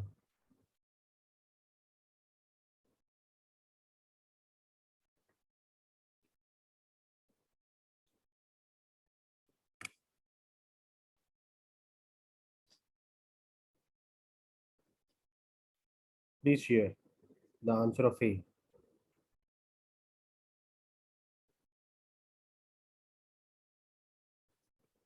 So this is will be 130,000 per month because data is given on monthly basis. So this is your fixed overhead. Basically, this is your fixed overhead. Variable overheads are 30 per hour and fixed overheads are 130,000 per month. Is it clear, everyone? Please respond so that I can check that you are attached with me. Yes. Okay. Now, we will translate this into this format: variable overheads calculated at $30 per hour. How many hours are required? 2 hours. So it will be 60. And fixed overheads. Fixed overheads, you know that fixed overheads are absorbed. So we will calculate overhead absorption rate. The formula is that budgeted overheads. Which overheads? Fixed overheads divided by budgeted base or budgeted level. Budgeted overheads we have calculated 130,000 per month. And what is the budgeted level? 16 hours in a day, 6 days in a week, 50 weeks in a year, and 100 workers are there. So multiply it, you will get the annual hours. Annual hours. How many hours are there in 1 year?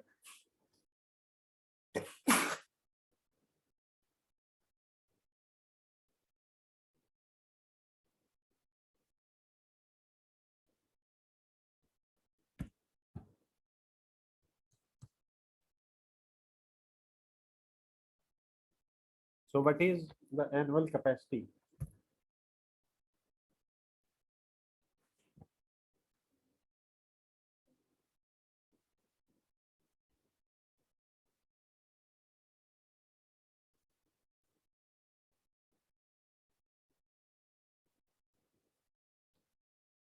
Please be quick.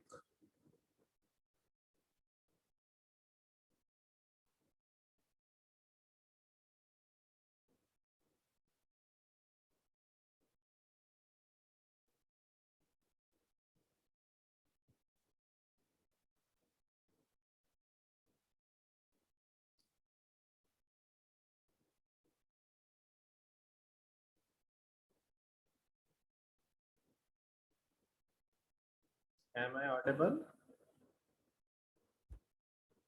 480,000 annual capacity. And this is 130 per month. So you need to divide it with 12 for having a monthly capacity. So what will be your per month capacity? Divided.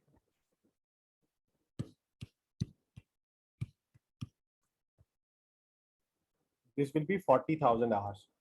So for having a like with like calculation, we converted both figures on monthly basis. So what is the fixed overhead absorption rate per labor hour?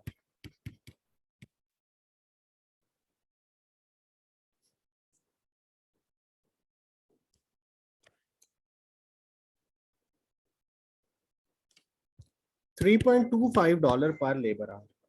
So we will charge accordingly 3.25 per labor hour. How many labor hours are required for one camcorder? 2 hours. So this will be 6.5. And there is no other information. Make a total. So this is the total estimated cost of the camcorder.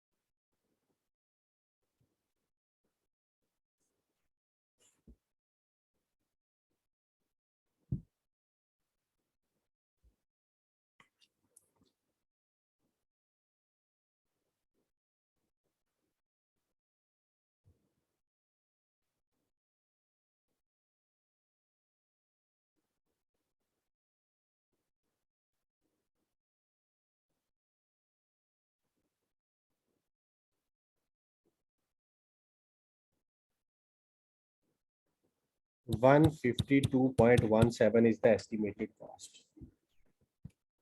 Now, I told you that there is a typing mistake, that the profit margin is missing. We can assume that 40% is the profit margin. So the target cost will be how much?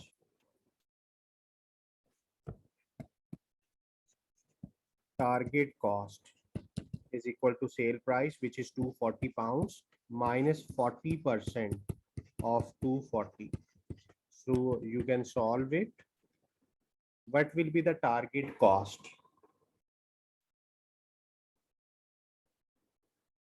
I assume that there is a 40% margin. 144. So this is 144. And what will be the target cost gap? The difference between estimated cost, which is 152.17 minus 144. So there is a gap. 8.17. Okay. So this is 8.17. This is the target cost gap. So the requirement was that calculate the target cost gap that exists. So what we learned from this question? We have a detailed overview of how to calculate estimated cost. In a material point, we have encountered with the normal loss. So we learned, we recalled the concept of losses. So we adjusted the losses accordingly. Then there is another trick that wiring is given in centimeters, but rate is given in meters. So we make it like with like. If the rate is in meters, we converted the wiring in meters by dividing it 100. This is I am talking about, that we have divided it with 100 in order to convert in the centimeters into meters. Then semi-variable overheads are given. We use the high-low method to segregate the semi-variable overhead into variable component and fixed component. And when we arrive at a fixed component, we applied the traditional costing system. No need to apply ABC because activity-based costing information is not given in this question. So wherever the question is silent, company is using traditional costing system. Whenever company is using activity-based costing system to absorb the fixed overheads, then it will be given in the question. So no such hint. So I will be using the absorption costing. Therefore, I absorb the overheads based on the overhead absorption rate. And there was also a trick in the calculation of overhead absorption rate that we are given with the capacity, but the capacity is ultimately comes in annual basis. And then we will divide it with 12 in order to have a like with like calculation, because the overheads are given on monthly basis. I hope this is clear. If you have any discussion or any confusion, please discuss this.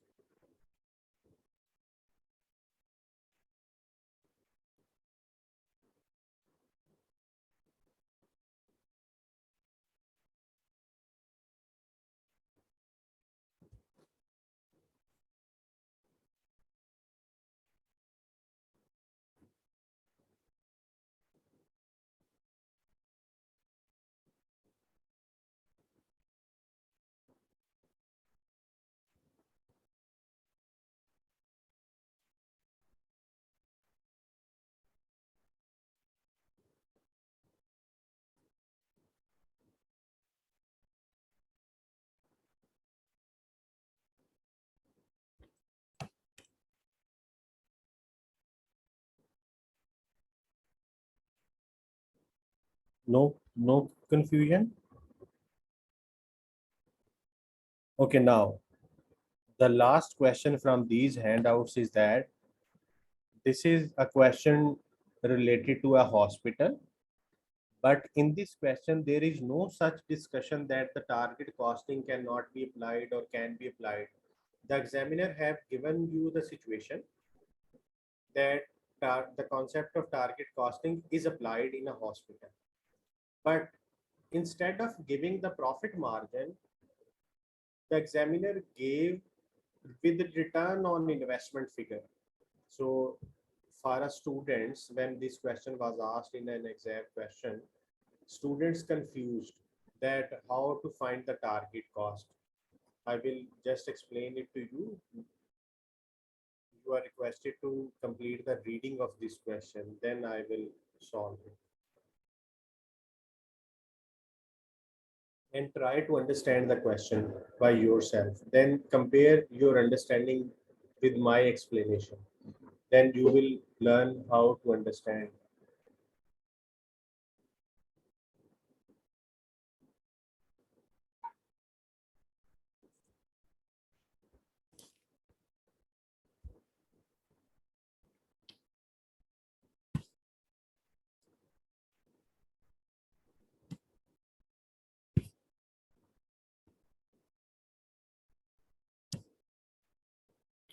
Modern City Hospital is planning to apply the concepts of is planning to open a new trauma surgical center for which an investment of $75 million is required for fixed asset, in addition to a dedicated ambulance which will be purchased for 5 million.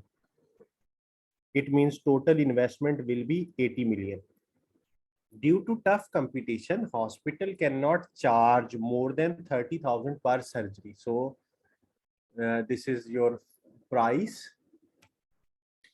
Hospital's marketing department believes that at this price, hospital will be able to perform 1,000 surgeries per annum. Work out the target cost. Now, you need to strict at the target cost concept. The concept is that sale price minus desired profit. The profit you want from this. The sale price is given 30,000 per surgery. So you need to have a desired profit per surgery. So there are two requirements. First of all, we are in requirement A. Hospital's desired return on investment is 10%. So basically ROI is 10%. 10% mean you are expecting 10% return from your investment. And what is your investment? 80 million. So the 10% of 80 million will be 8 million. So your total profit will be 8 million per annum, because this 10% is showing the annual percentage. So this is 8 million is on annual basis. And how many surgeries you are expecting in 1 year? 1,000. It means you are expecting a profit of 8,000 per surgery. So very easy question. So the target cost per surgery in requirement A is 22,000. So when this question was asked, examiner said most of the students were unable to understand the requirement, because students are just focused what they have studied. They do not think out of the box. Sometimes in your exam, you need to think as a with the help of your common thinking, common sense. So this is return on investment is given, and we have already studied the return on investment ratio in financial accounting or management accounting. So 10% is your required return on investment, and investment figure is given. We know that we all are accountant, and we know that what is the meaning of investment? Investment in non-current assets, 80 million. 10% will be 8 million, and this is the annual figure. Can you solve B and share the answer of target cost? I'm waiting.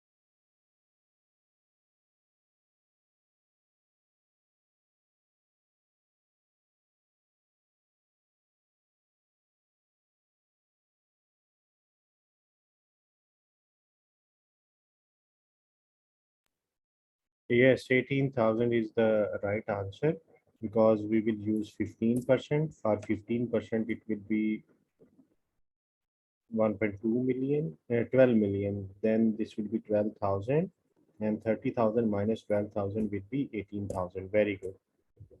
So this was the easy question.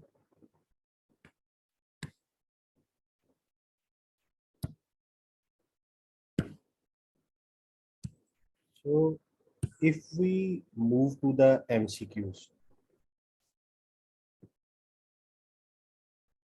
what will be the answer of question number 42?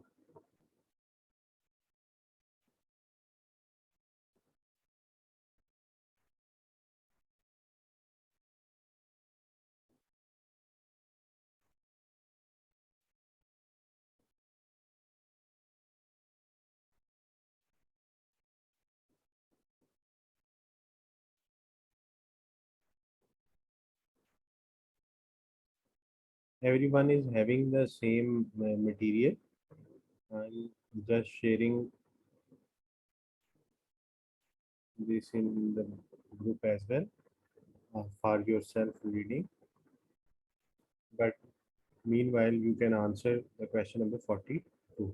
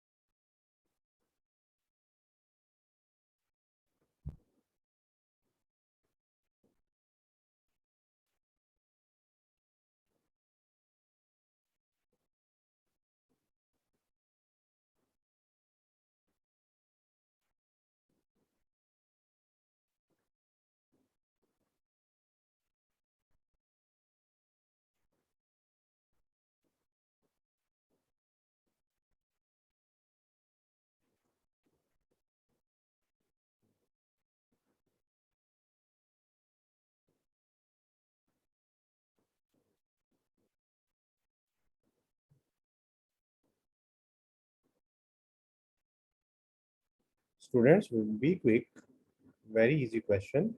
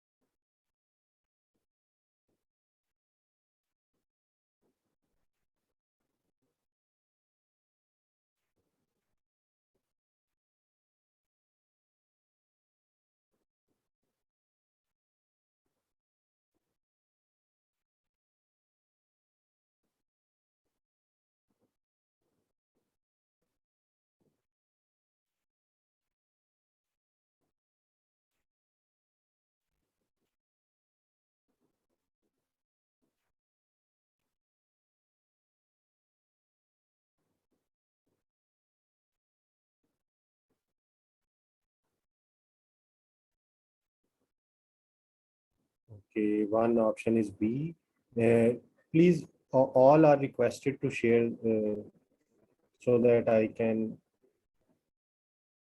give you my part of D. Okay.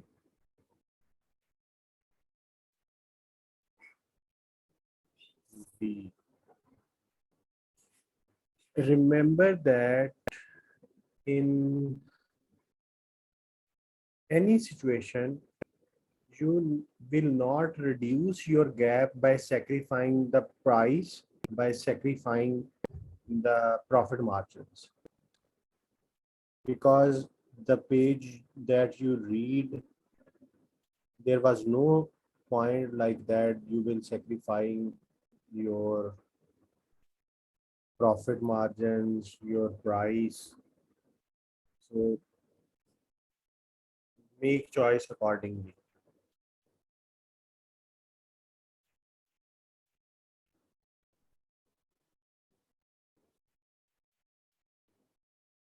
So D is the right answer because A, B, C are the same. Then waiting for your answer for question number 43. Please be quick.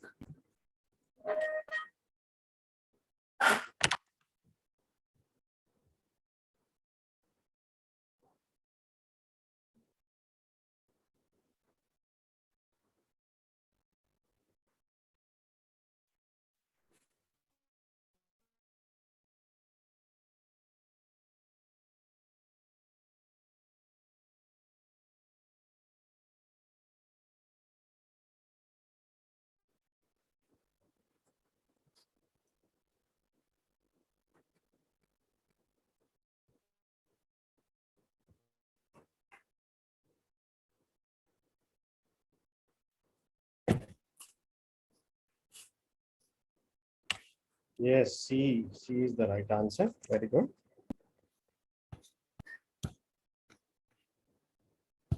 Question number 44. The predicted selling price of a product has been set at 56. The desired markup.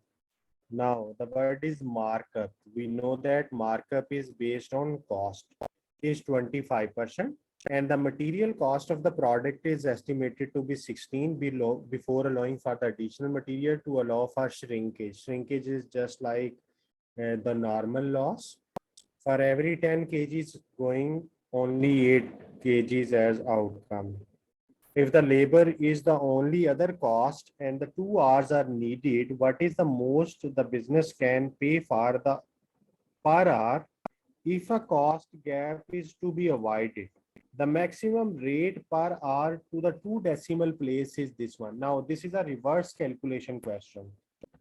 First of all, we need to find the target cost. Target cost is sale price minus profit. The price is given to you in the question. 56, I guess it was. Yes, 56. I'm assuming that target cost is X and profit markup is 25% of X. So this will be 0.25X. So I will solve it for X. Then what will be the answer of X? So please share the answer of X. That X will be this one. This is your target cost.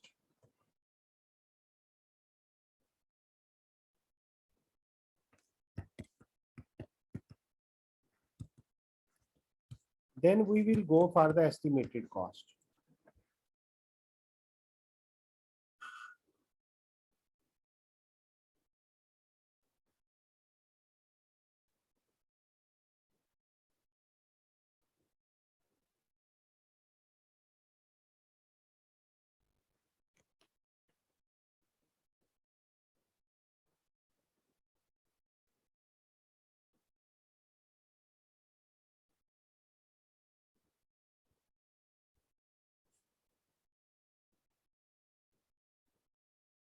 Sorry, there is some mistake. This minus sign will be added because here it is minus.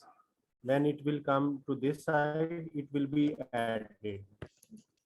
So this will be 1.25 in fact. So 56 over 1.25. How I get shocked that answer is greater than 56? Because then I look at the my calculation. Then I found that, oh, that's a mistake in the calculation. This will be positive. So there is a shocking vibes because cost could not be greater than the price. So 44.8 will be the target cost. Now we will be calculating material and labor, and question is saying that there will be no gap. It means that estimated cost will be equal to target cost, because question is saying that there is no gap. Gap is to be avoided, means that there is no gap. It means estimated cost will be this one. And there are two components of the cost. One is the the material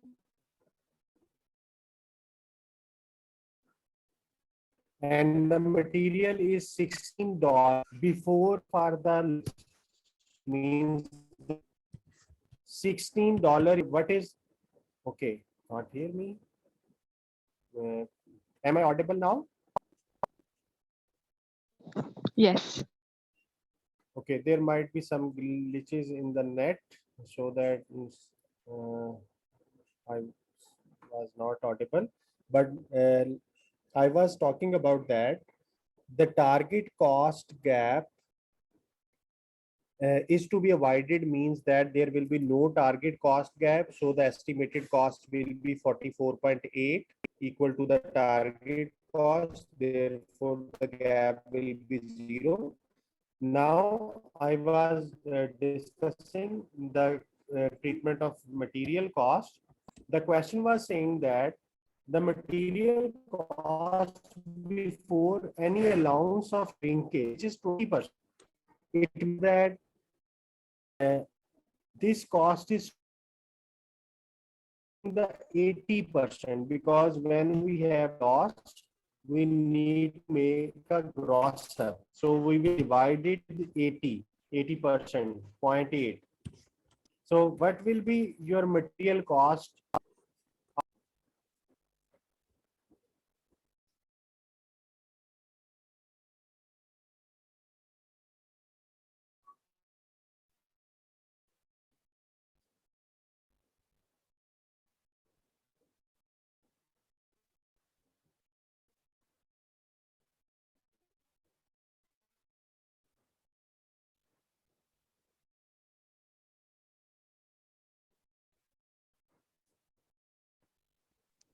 Hello, I can't hear you or see your screen properly.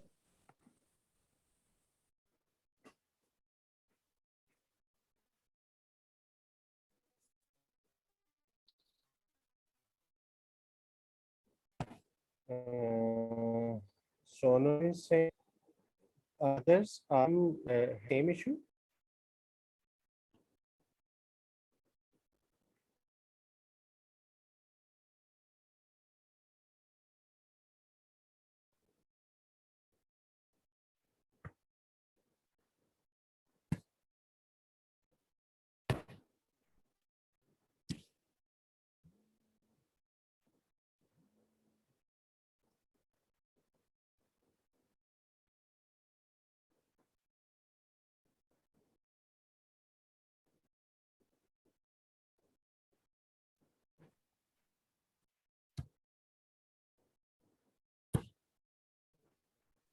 Hello?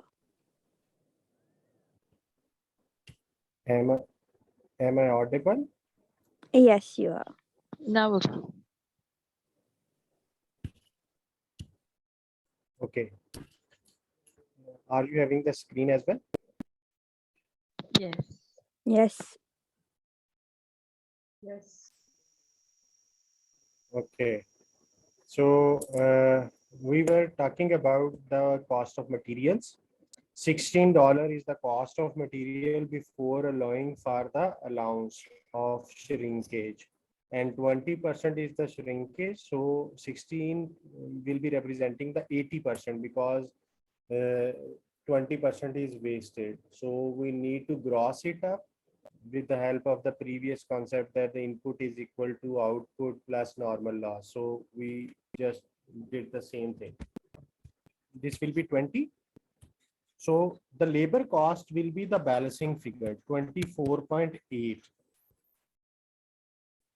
And what we need to answer, the rate per hour, and how many hours are required? 2 hours. It means that labor cost is 2 hours into rate. The cost is 24.8. 2 hours are required. We will get the rate per hour. So the will be $12.40 per hour.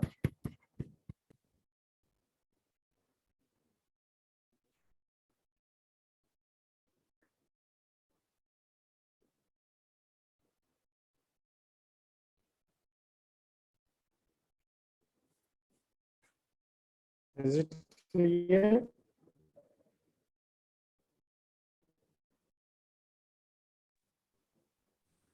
Yeah, yes. So up to 2 decimal places, it will be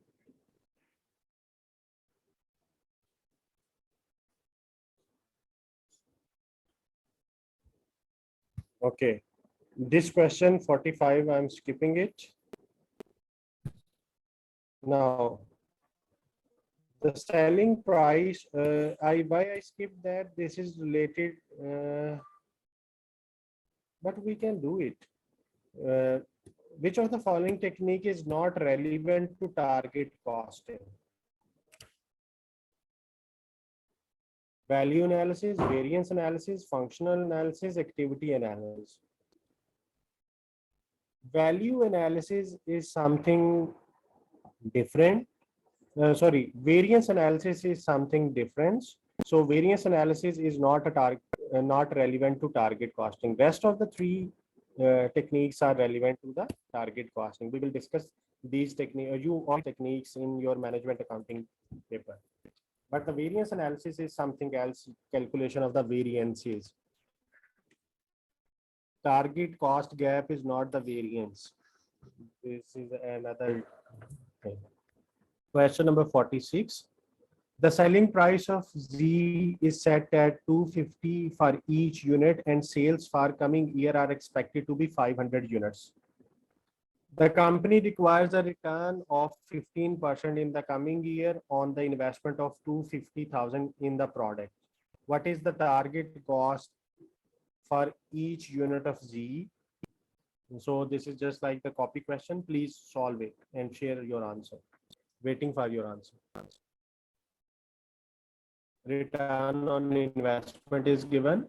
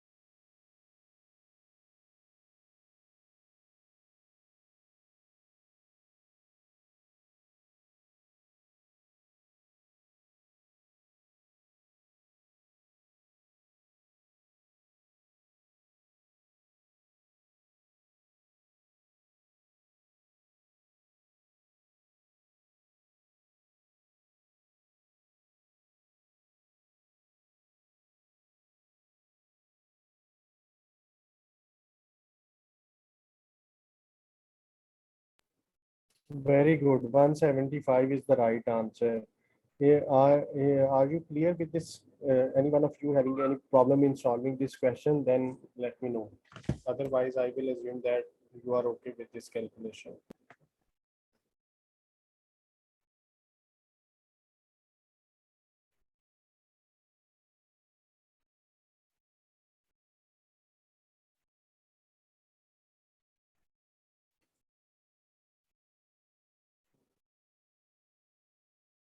Question number 47. VC company is a firm of opticians. It provides a range of services to the public, such as eye test and the contact lens consultations, and has a separate dispensary selling glasses and the contact lenses. Patients book appointments with an optician in advance. A standard appointment is 30 minutes long during which an optician will assess the patient's specific requirements and provide them with the eye care services they need. After the appointment, patients are offered the chance to buy contact lenses or glasses from the dispensary. Which of the following describes the characteristics of service provided by an optician at a VC company during a standard appointment? Tangible, homogeneous, non-perishable, simultaneous.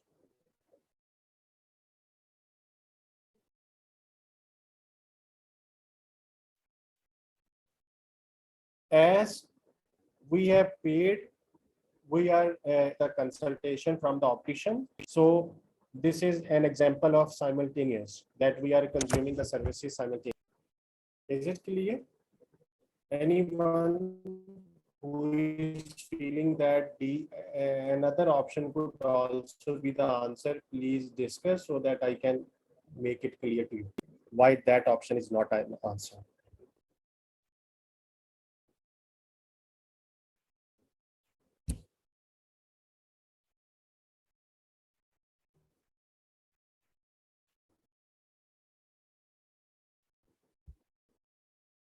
आया था ना?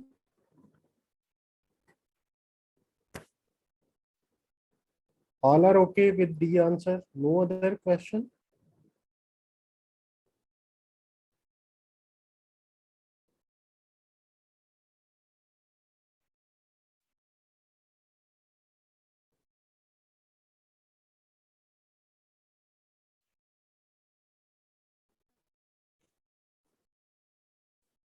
So this is the end of the today's topic. Answer is D option, because we are consuming the consultation as we are receiving in our 30 minutes. So the simultaneous.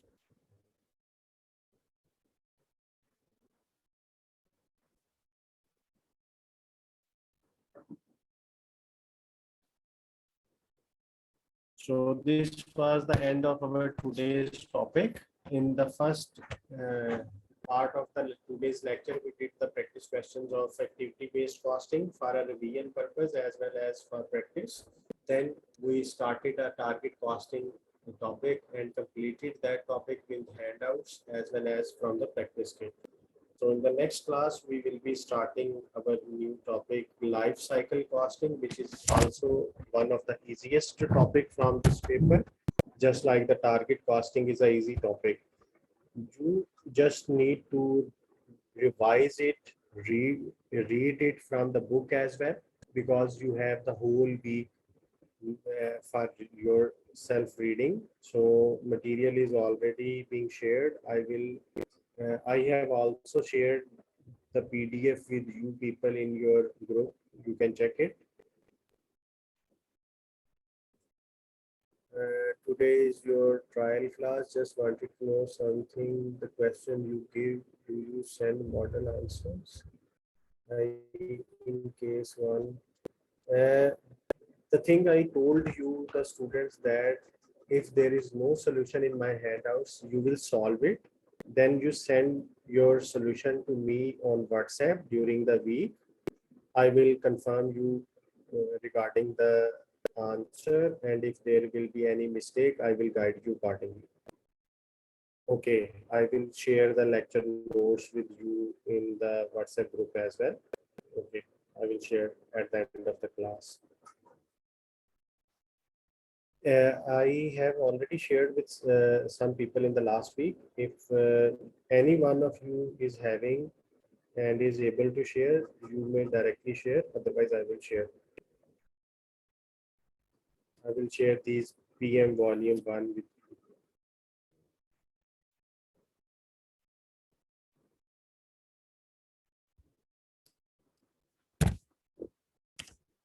Okay. Any other question, any other discussion that you need, I am available.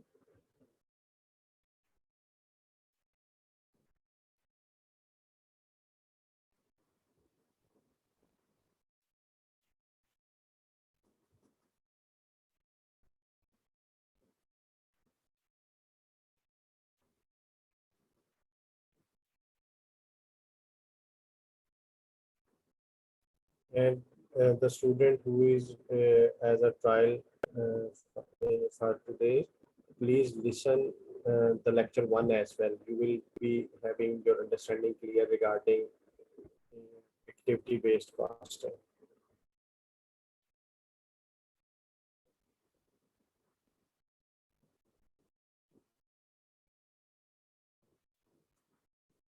Okay, if there is no other question from your side, then we can end the class. So take care of yourself. We'll see you in next class. Bye bye.